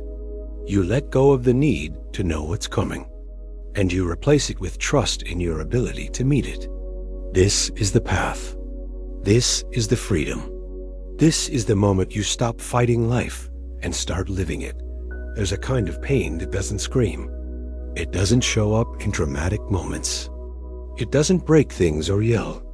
It whispers, quietly, constantly, in the back of your mind, in the middle of the night, in the silence after the noise fades.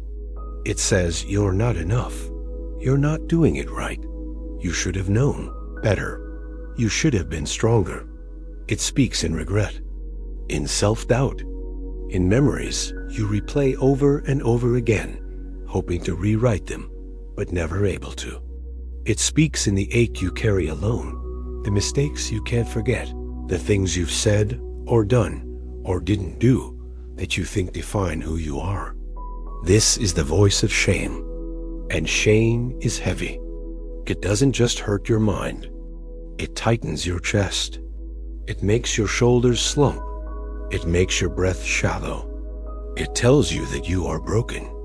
Not that you made a mistake, but that you are the mistake. And when you believe that, something deep inside begins to close. You stop trusting yourself. You stop forgiving yourself. You stop believing you deserve peace. And so you punish yourself quietly. You overwork.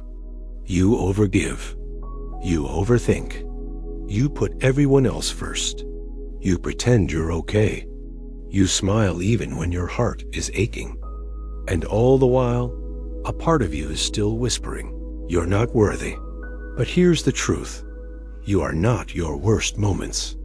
You are not your failures. You are not your guilt.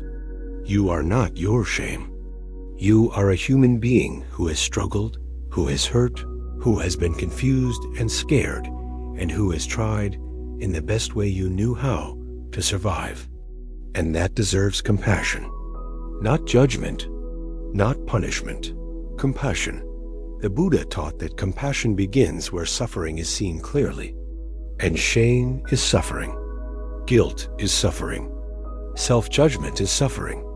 So we don't push it away. We don't pretend it's not there. We turn toward it, gently, like we would turn toward a child who is scared and hiding in the corner. We don't yell at them to feel better. We sit with them. We offer warmth. We listen. That is what self-compassion looks like. It's not letting yourself off the hook. It's not saying nothing matters. It's saying, you are still worthy of love, even when you've made mistakes. You are still whole, even when you've been broken. You are still allowed to begin again. This is what loving kindness teaches us. Not as an abstract idea, but as a daily practice. A way of speaking to ourselves. A way of holding our pain. A way of remembering that healing doesn't come from harshness. It comes from gentleness. It comes from meeting our wounds with presence instead of pressure. It comes from saying, even this pain is welcome. Even this shame deserves my love. And that love, when given to the places we've kept hidden, changes everything. It brings light where there was darkness. It brings breath where there was suffocation. It brings warmth where there was isolation. Because shame isolates. It makes us believe we're the only ones. That everyone else has it figured out. That we are uniquely flawed. But we are not. Every person you meet carries regret. Carries memories they wish they could change. Carries parts of themselves they're afraid to show. And when we realize that, we stop pretending. We stop performing. We start connecting. Because compassion dissolves separation. When you look at yourself through the eyes of compassion, you no longer see a failure. You see someone who tried. Someone who didn't know better at the time. Someone who was doing the best they could with the tools they had. And maybe those tools were limited. Maybe you had pain that shaped your choices. Maybe you were afraid. Maybe you were protecting yourself. But you're here now. And that means something. That means growth is possible. That means forgiveness is possible. That means healing is possible. And it begins not with changing the past, but with changing how you hold the past. You stop using it as a weapon against yourself. You start using it as a doorway to understanding. You say, this happened. It hurt. And I will meet it with love. That is the beginning of self-liberation. Not by pretending the wound isn't there, but by holding it so gently, it begins to soften on its own. And yes, that takes time. It takes practice. It takes patience. But it works. Bit by bit, moment by moment, breath by breath, you begin to feel a shift. Not because life has gotten easier, but because your heart has gotten softer. Because the voice inside your head is no longer an enemy. It's a friend. It says, I see you. I forgive you. You are doing your best. And that changes everything. Forgiveness isn't a one-time event. It's not something you do once and then move on. It's a practice, a path, a process of returning again and again to love. Especially when love feels hard. Especially when the voice inside says, you don't deserve it. That's when forgiveness matters most. Not when it's easy, but when it's hard. Because forgiveness doesn't mean forgetting. It doesn't mean approving. It doesn't mean erasing what happened. Forgiveness means refusing to let the pain define you. It means choosing to stop hurting yourself over something that's already done. It means making peace with your own imperfection, not to excuse it, but to release it. Because you deserve to be free. The Buddha said, you yourself, as much as anybody in the entire universe, deserve your love and affection. But most people don't believe that. They believe love must be earned. That peace is only for those who've done everything right. That compassion is for others, but not for them. And so they keep punishing themselves, quietly, relentlessly. Even when no one else is blaming them, they continue to carry the weight. But healing begins the moment you decide to stop carrying what is no longer yours. The guilt, the story, the shame. You can set it down, not because it didn't matter, but because you matter more. Because your life is not meant to be lived in the past. It's meant to be lived here, now, and in this moment, you can choose a different story. A story of learning, of redemption, of tenderness. You can close your eyes, place a hand over your heart, and say, I forgive you. I know you were trying. I know you didn't mean to hurt yourself or others. I know you were scared, confused, overwhelmed, but I see you. I love you, and I'm not going to abandon you anymore. That's not weakness. That's strength. The kind of strength the world doesn't always recognize. The kind that doesn't look like achievement. The kind that doesn't look like success. But the kind that heals what can't be healed any other way. And when you begin to speak to yourself like that, something begins to shift. Not overnight, but gently, gradually. Your nervous system begins to relax. Your body begins to trust. Your heart begins to open. You stop living on high alert. You stop bracing for pain. You stop believing that you're broken. And you begin to remember that your worth is not something you have to earn. It's something you already are. That's the gift of loving kindness. It's not just a nice idea. It's a powerful tool. One that rewires the way you see yourself, the way you speak to yourself, the way you carry yourself. You begin to notice when the old voice returns. The critic, the judge, the shamer. But now, instead of letting it take over, you breathe. You pause. You soften. And you respond with kindness. Not because you're pretending everything's okay, but because you know that harshness never helped. That shame never healed.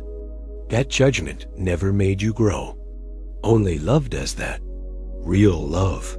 Love that includes your scars, your flaws, your regrets. Love that holds space for the entire story, not just the polished parts. And when you practice that kind of love, you become a safe place for yourself and eventually for others. Because the more you forgive yourself, the more you understand others. The more compassion you offer yourself, the more naturally it flows outward. You stop seeing people as good or bad. You start seeing them as human, as people with wounds, with stories, with pain they've carried for too long. And just like you, they are doing the best they can, even when it doesn't look like it, even when it's messy, even when it's hard to watch. Compassion doesn't mean saying everything is okay. It means saying, I see your pain, and I will not add to it. That's what you're learning to say to yourself. And as you do, you create space. Space to breathe. Space to grow. Space to rest. And in that space, healing happens. Quietly, slowly, deeply. Until one day, you realize you're no longer running from yourself. You're no longer hiding. You're no longer living in the shadow of your past. You're here, whole, alive, and yes, still imperfect, but no longer ashamed. Because now you know your mistakes are not your identity. Your pain is not your prison. Your past is not your future. You are not broken. You are becoming. You are unfolding. You are worthy. And you always have been. That's the truth shame can never touch. That's the truth guilt cannot erase. That's the truth judgment cannot destroy. It lives deep in your heart, waiting for you to remember. And now you have. So when the old voice comes back as it will, you don't fight it. You don't believe it. You just smile gently and say, "Not today." And you come back to your breath. You come back to kindness. You come back to the truth. You are enough. Even now, especially now. And you always have been. Who am I? It's a question that echoes beneath so much of what we do. Behind every achievement, every comparison, every performance, every moment of self-doubt or pride, there is this quiet, aching question. Who am I? Really? From the time we are young, we are given answers. You're smart. You're shy. You're talented. You're too much. You're not enough.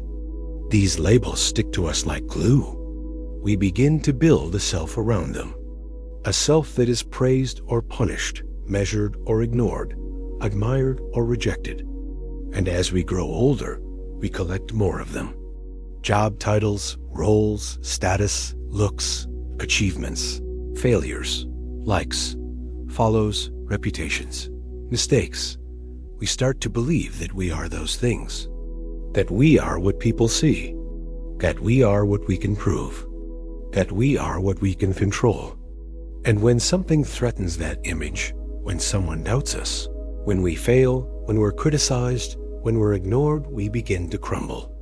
We feel lost, small, exposed, afraid, because when your identity is built on things that can change, then your sense of self is always in danger. And so we try to protect it. We perform. We compare. We perfect. We hide. We shape ourselves into what we think we need to be just to feel okay. Just to feel worthy. Just to feel seen. But beneath all of it, we're exhausted. Exhausted from trying to be someone. Exhausted from always asking, "Am I enough yet?" Exhausted from chasing an identity that never feels quite real. And that exhaustion, that hunger for peace, for rest, for something more, that's where the doorway opens. The Buddha taught something radical, something terrifying to the ego, but liberating to the heart. He said, there is no fixed self, no solid, permanent, unchanging identity that defines who you are. You are not a noun. You are a verb. You are a process, a flow, a dance of thoughts, feelings, memories, sensations, breath, always changing, always moving, always becoming. And when you see that clearly, something shifts. You stop clinging to labels. You stop measuring yourself by others. You stop trying to prove your worth, because you realize you were never a brand to begin with. You were never a product. You were never a performance. You are life itself. Just like the waves in the ocean are not separate from the ocean, you are not separate from reality. You are not somebody trapped in a body, looking out at the world. You are the world, looking back at itself through eyes that blink, a heart that beats, a mind that wonders. And when that becomes more than a concept, when it becomes a felt experience, something opens. The pressure to be impressive begins to fade. The craving to be better than begins to dissolve. The need to compete, to compare, to prove it softens. And in that softening, peace arises. Because now, you don't have to win. You don't have to dominate. You don't have to earn your place. You already belong. Not because of what you've done, but because you are here, breathing, alive, awake, enough. But of course, the ego doesn't let go easily. It whispers, if I stop striving, I'll fall behind. If I don't stand out, I'll disappear. If I'm not someone, I'll be no one. But who taught us that? Who told us that our worth depends on being better, brighter, more impressive than the person next to us? Who made us believe that there's only room for a few to shine and that everyone else must dim their light? It wasn't the heart. The heart knows we're all connected. It wasn't wisdom. Wisdom knows we all rise together. It was fear. It was scarcity. It was a system built on comparison. A system that profits from your insecurity. A system that needs you to keep doubting, keep buying, keep proving, keep performing just to feel like maybe one day you'll finally be somebody, but you already are. Not a somebody in the eyes of the world, but a presence, a soul, a unique expression of life, never to be repeated again. And you don't need to be louder than others to be real. You don't need to be more successful than others to be enough. You don't need to be different to be worthy. You just need to be you. Not the version of you that's filtered, edited, and polished, but the real one. The one who feels deeply. The one who wonders. The one who messes up, learns, grows. The one who is here right now, listening, longing, softening. That is enough. That is always enough. So when the voice of comparison rises, when you scroll and start to feel less than, when someone's success makes you feel like a failure, when you feel behind, invisible, small, you pause. You breathe. You come back. You remind yourself, their light doesn't diminish mine. Their journey is not my competition. There is no one else. I need to be but me. And you return to the truth, to the stillness inside, to the place where the need to prove is replaced by the peace of being. And from that place, you live, you love, you create, not to be admired, but to be free. Because freedom is not found in becoming more impressive. Freedom is found in becoming more real. And real doesn't mean perfect. Real means whole. Real means human. Real means here. There is a place inside you that has never been judged, never been measured, never been compared. A place that is untouched by criticism, untouched by praise, untouched by identity. It is not your name. It is not your body. It is not your story. It is the awareness underneath all of it. The part of you that sees, that witnesses, that knows. And it is still calm, clear, like a mirror reflecting whatever comes. That is who you are. You are not the image in the mirror. You are the mirror itself. And when you remember that, when you feel it, not just think it, a deep peace arises. A peace that doesn't come from being better. A peace that doesn't come from being chosen. A peace that simply comes from being. And yet, we forget. Of course we forget. We live in a world designed to distract us from this truth. From the moment we wake up, we are told what we should be. More beautiful, more successful, more spiritual, more productive. We are bombarded with stories that say, you are not okay as you are. You need to upgrade yourself. You need to become someone else. But what if you don't? What if the deepest growth comes not from adding, but from subtracting? What if your true self isn't something you have to build, but something you have to uncover? That's what the Buddha pointed to when he spoke of non-self not as a denial of who you are, but as a release from who you are not. You are not the mask. You are not the role. You are not the identity that keeps shifting based on who you're with or what you're doing. You are the one who sees it all, come and go. And in that seeing, you are free. Free from chasing.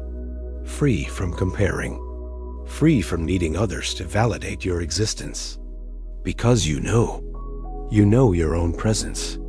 You know your own light. You know that even if the world turns away, the truth of who you are does not disappear. It only becomes clearer. This is what happens when you begin to meditate, not to escape the world, but to return to yourself. You sit, you breathe, you watch, and slowly the stories begin to loosen. The grip of identity begins to soften, and in its place, a quiet, sacred space opens up. A space where nothing has to be added. Nothing has to be fixed. Nothing has to be proven.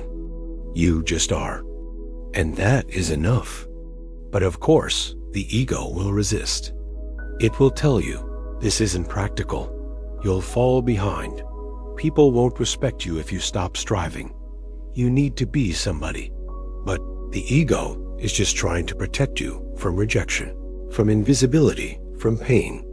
It believes that if you can just be impressive enough, you'll finally be safe. Finally be loved. Finally be at peace. But peace doesn't come from becoming more. Peace comes from needing less, from letting go, from remembering who you were before the world told you who to be. That's the power of this path. It doesn't require you to become someone else. It asks you to come home, to the self beneath the self that doesn't need a name, doesn't need approval, doesn't need to win, just needs to be. So what does this look like, practically? It looks like pausing before you react, breathing before you compare, watching the mind instead of following it. It looks like choosing silence instead of defending your identity. It looks like resting in the awareness that sees your thoughts but is not defined by them. It looks like walking through the world with a soft confidence, not because you think you're better, but because you've stopped needing to be. And that softness, that quiet strength, is contagious. When you no longer need to be somebody, others feel safe to be themselves too. You stop performing. They stop performing. And what's left is real connection. Not status, not ego, but soul. And isn't that what we all long for? To be seen, to be known, to be loved not for the image we project, but for the truth of who we are. And that truth is always here, even now, even in this moment. You don't have to earn it. You don't have to chase it. You just have to return. Return to the breath. Return to the silence. Return to the awareness beneath the noise. And let that be enough, because it is. You are. So the next time you feel small next to someone else, the next time you scroll and your heart sinks with comparison, the next time your ego whispers that you should be further ahead, remember this. You are not a number. You are not a product. You are not your follower count. You are not your resume. You are not your mistakes. You are the sky vast, open, untouched, while thoughts, roles, and emotions are just clouds passing through. And no cloud, no matter how dark, can touch the purity of the sky. That's who you are, always, already, still, so rest there. And let that be enough. We don't talk about death. Not really. We plan our schedules, chase our goals, fill our calendars, but we rarely sit with the one truth that lives quietly underneath it all. Everything ends. Everything we love will change. Everyone we love will pass. And one day, so will we. This isn't morbid. It's honest. It's the most ancient truth. But in the modern world, we hide from it. We cover it with noise, distraction, youth, consumption. We avoid the conversation. We turn away from the elderly. We treat aging like failure. We treat grief like weakness. We treat death like a taboo. But it never stops being true. Impermanence isn't a problem to be solved. It's a reality to be understood. The Buddha didn't teach us how to avoid death. He taught us how to live with it, how to look at it without fear, how to hold it without panic, how to let it teach us how to love. Because when you realize that everything ends, you stop wasting time what doesn't matter. You stop holding grudges. You stop chasing perfection. You stop numbing out. You start paying attention. You start showing up. You start loving more deeply, not because love is safe, but because it's real. That's the paradox. When you accept death, you begin to truly live. But for most people, death is terrifying. Not just the event of dying, but what it represents. The loss of control, the loss of certainty, the loss of identity. It's not just death we fear, it's the unknown, the silence, the letting go, the falling away of all the things we've built our lives around. And so we cling. We cling to youth, to success, to relationships, to routines. We cling to our image, our plans, our to-do lists, our comforts. As if by holding tightly enough, we can stop the river from flowing. But the river flows anyway. And when it does, if we're clinging, we suffer. Because life keeps moving, and we don't want to let go. That's what the Buddha called dukkha, the suffering that comes from trying to hold what cannot be held, from trying to freeze what is always in motion, from trying to control what was never ours to control. But there is another way. The Buddha didn't ask us to pretend we don't love. He didn't ask us to feel nothing. He asked us to see clearly, to see that everything in this life is changing. Every breath, every emotion, every moment, every heartbeat. And instead of clinging, to open, to soften, to be present with the ever-changing nature of life. That doesn't mean giving up. It means showing up. It means loving more honestly, living more fully, holding nothing back. Because when you understand impermanence, love becomes sacred. Every goodbye becomes holy. Every I love you becomes a blessing. Every sunrise becomes a gift. Nothing is taken for granted, not because it's fragile, but because it's real. And yes, grief still comes. Of course it does. When someone dies, when something ends, when a chapter closes, it hurts deeply. But that pain is not a punishment. It's a reflection of love. And in Buddhist teaching, love and loss are not enemies. They are two sides of the same coin. The more you love, the more you grieve. But would you stop loving just to avoid the grief? Of course not. So you let the grief come. You let it wash through you like rain. You don't resist. You don't push it away. You feel it. You bow to it. You let it teach you how much you cared. And then you breathe. You begin again. You begin to live not with denial, but with depth. Not with fear, but with awareness. Not with panic, but with presence. This is what the Buddha meant when he said, "Of all footprints, that of the elephant is supreme. Of all meditations, that on death is supreme." He didn't say that to frighten us. He said that to awaken us. Because when you meditate on death, you don't become dark. You become alive. You become grateful. You become kind. You stop wasting your life on things that don't matter. And you start showing up to the things that do. You call the person you love. You say, "I'm sorry," before it's too late. You let go of pride. You hold your child a little longer. You walk slowly. You breathe deeply. You savor the ordinary because you know it won't last forever. And instead of that making you sad, it makes you sacred. Every moment becomes holy. Every moment becomes enough. That's the gift of impermanence. Not despair, but depth. Not fear, but freedom. And yet, we forget. We get caught up again. Caught in the rush. Caught in the fear. Caught in the illusion that we have forever. But we don't. And that's not a tragedy. That's a doorway. A doorway to wake up. A doorway to come home. To what matters. To what's true. To what's here right now. And what's here, when you really stop and feel it, is enough. You don't need to be afraid of endings.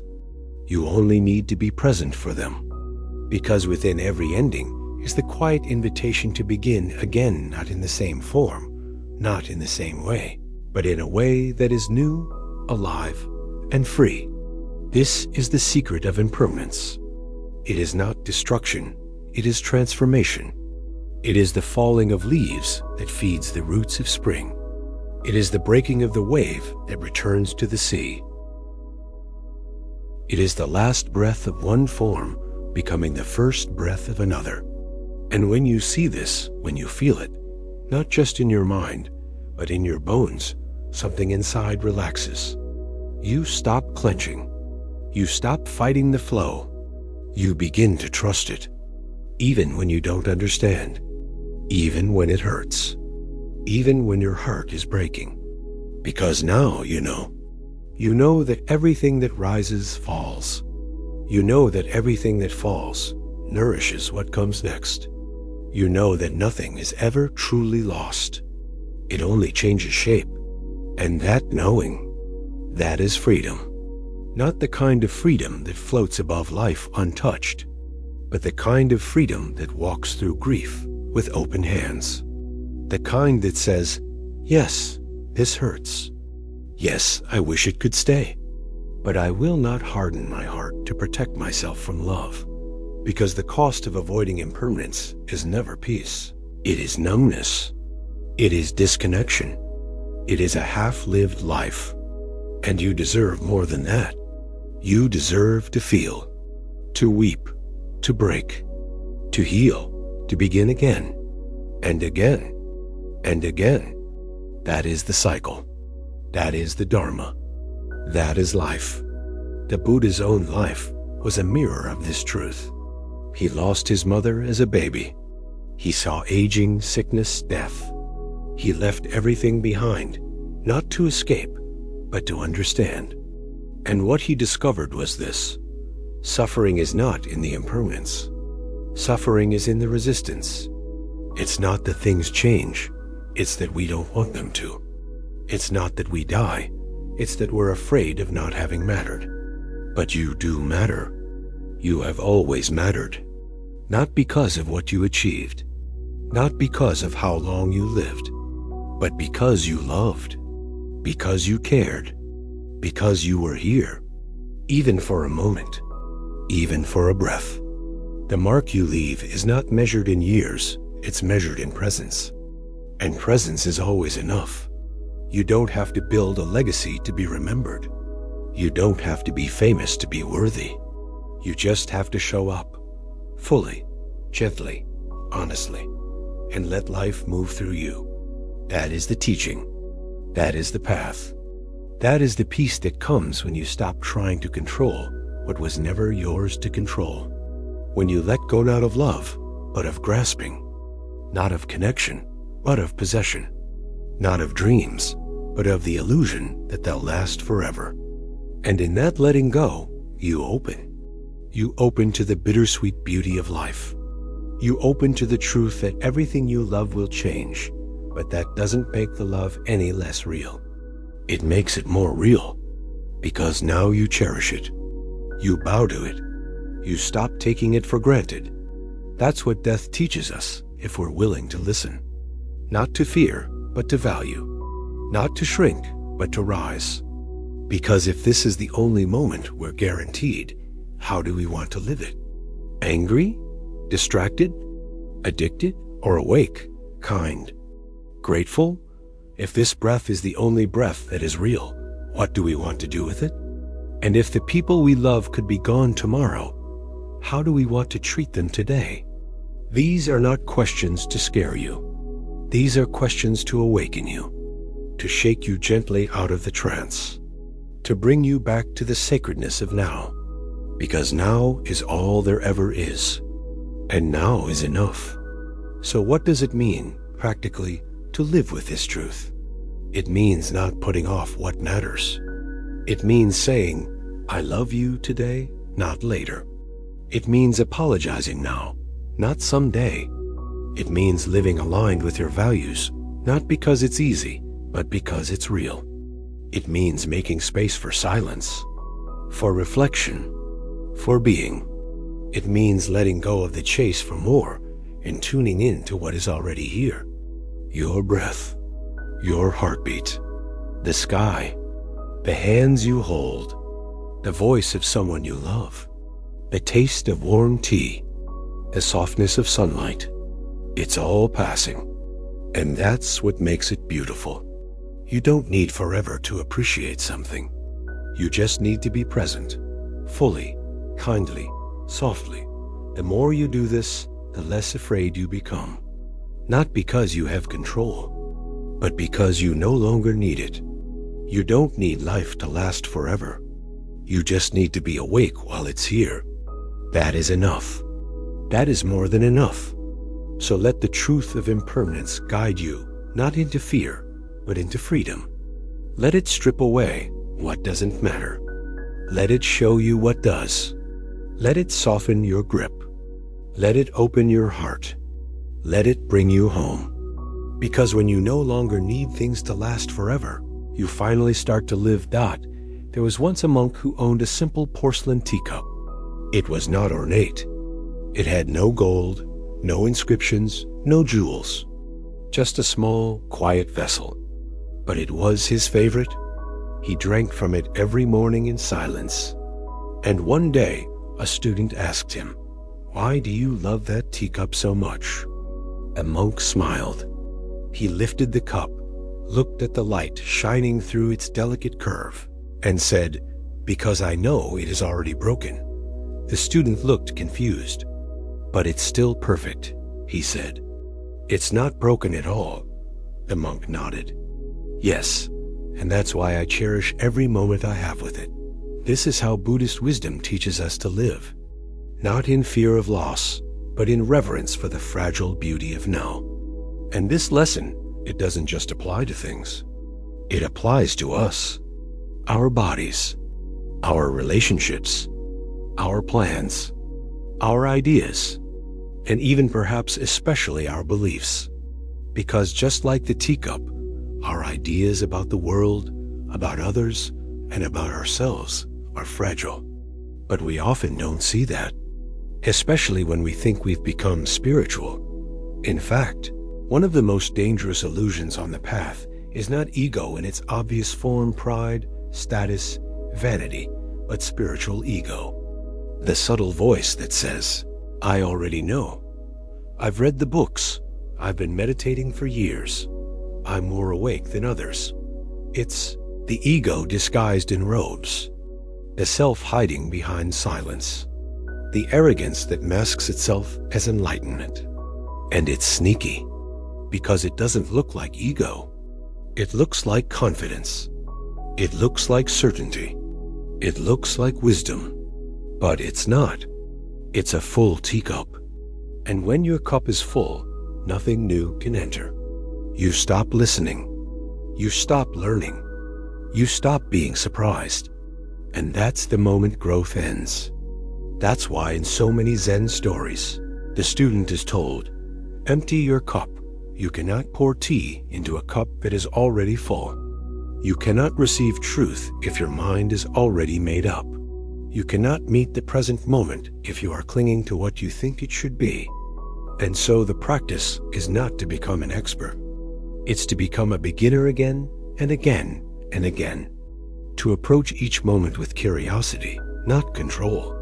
With openness, not opinion. With wonder, not conclusion. This doesn't mean you erase your mind. It means you soften your grip on certainty. It means you ask more questions than you give answers. It means you let go of needing to be right, so you can be real. That's the humility of true practice. That's the wisdom of the monk and the teacup. To know that all things are already broken, not in a depressing way, but in a freeing way. Because when you stop demanding permanence, you start seeing beauty. When you stop demanding control, you start tasting peace. And when you stop demanding to know, you start to understand. So what does this look like in daily life? It looks like listening to someone you disagree with and not planning your response, but actually hearing them. It looks like walking into a meeting or a conversation without needing to prove yourself. It looks like noticing when your mind says, "I already know this," and gently saying back, "Maybe, but what if I don't?" It looks like bowing inwardly before each moment, each person, each experience, not because they are above you, but because you recognize There is something here I cannot yet see. That is the essence of awakening. Not arriving at a final truth, but becoming spacious enough to hold truth as it changes, as it unfolds, as it reveals itself one breath at a time. And when you live like that, when you live with an empty cup, you become a student of life itself. Not a master, not a guru, not a brand, just a student, humble, awake, alive. And that is everything.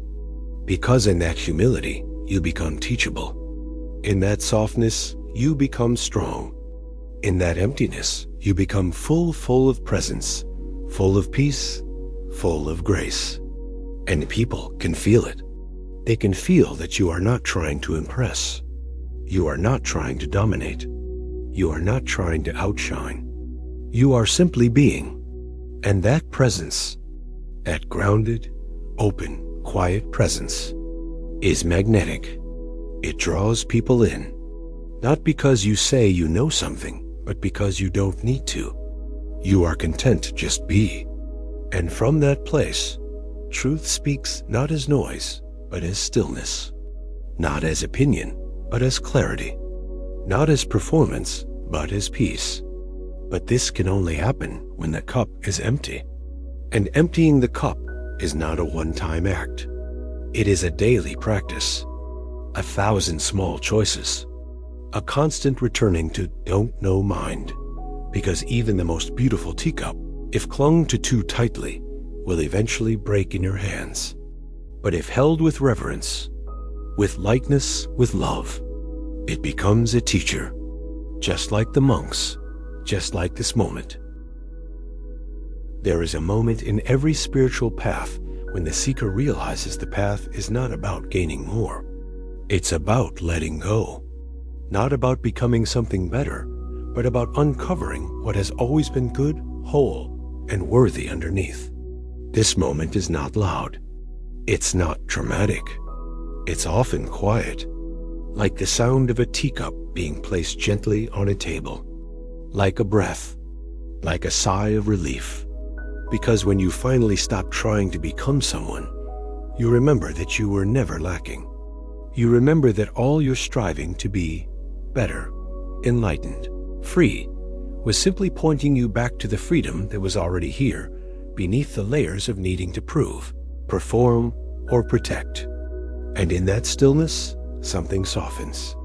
You realize there is nothing to defend, nothing to prove, nothing to hold. Just this moment, just this breath, just this life as it is.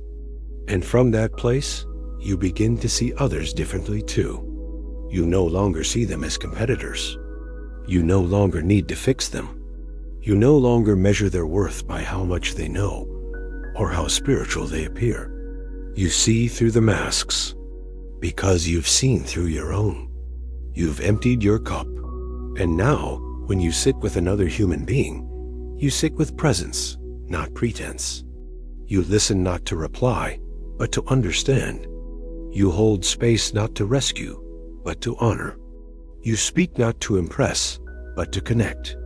This is what the world is longing for.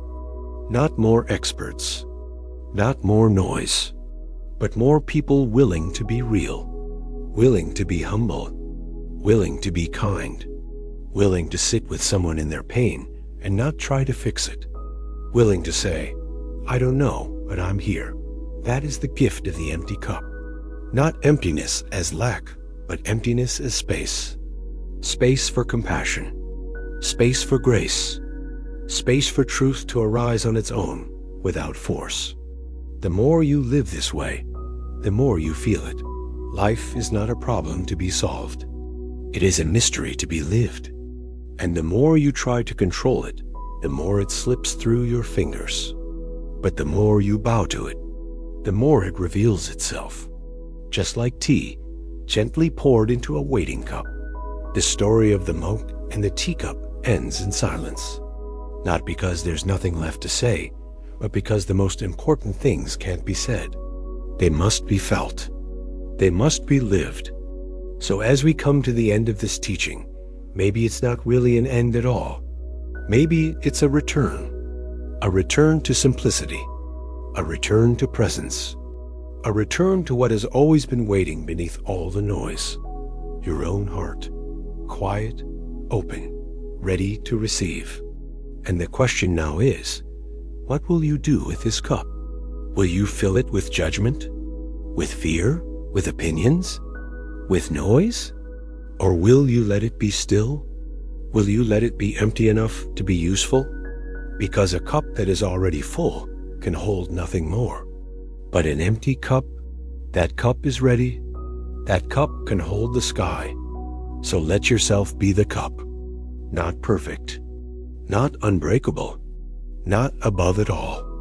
Just simple, real, present, a little chipped maybe, a little weathered, but able to hold what matters. Able to receive this moment. Able to let life pour itself into you, not because you've earned it, but because you're open. That is the final teaching. Not an answer, but a question. Not a destination, but a doorway.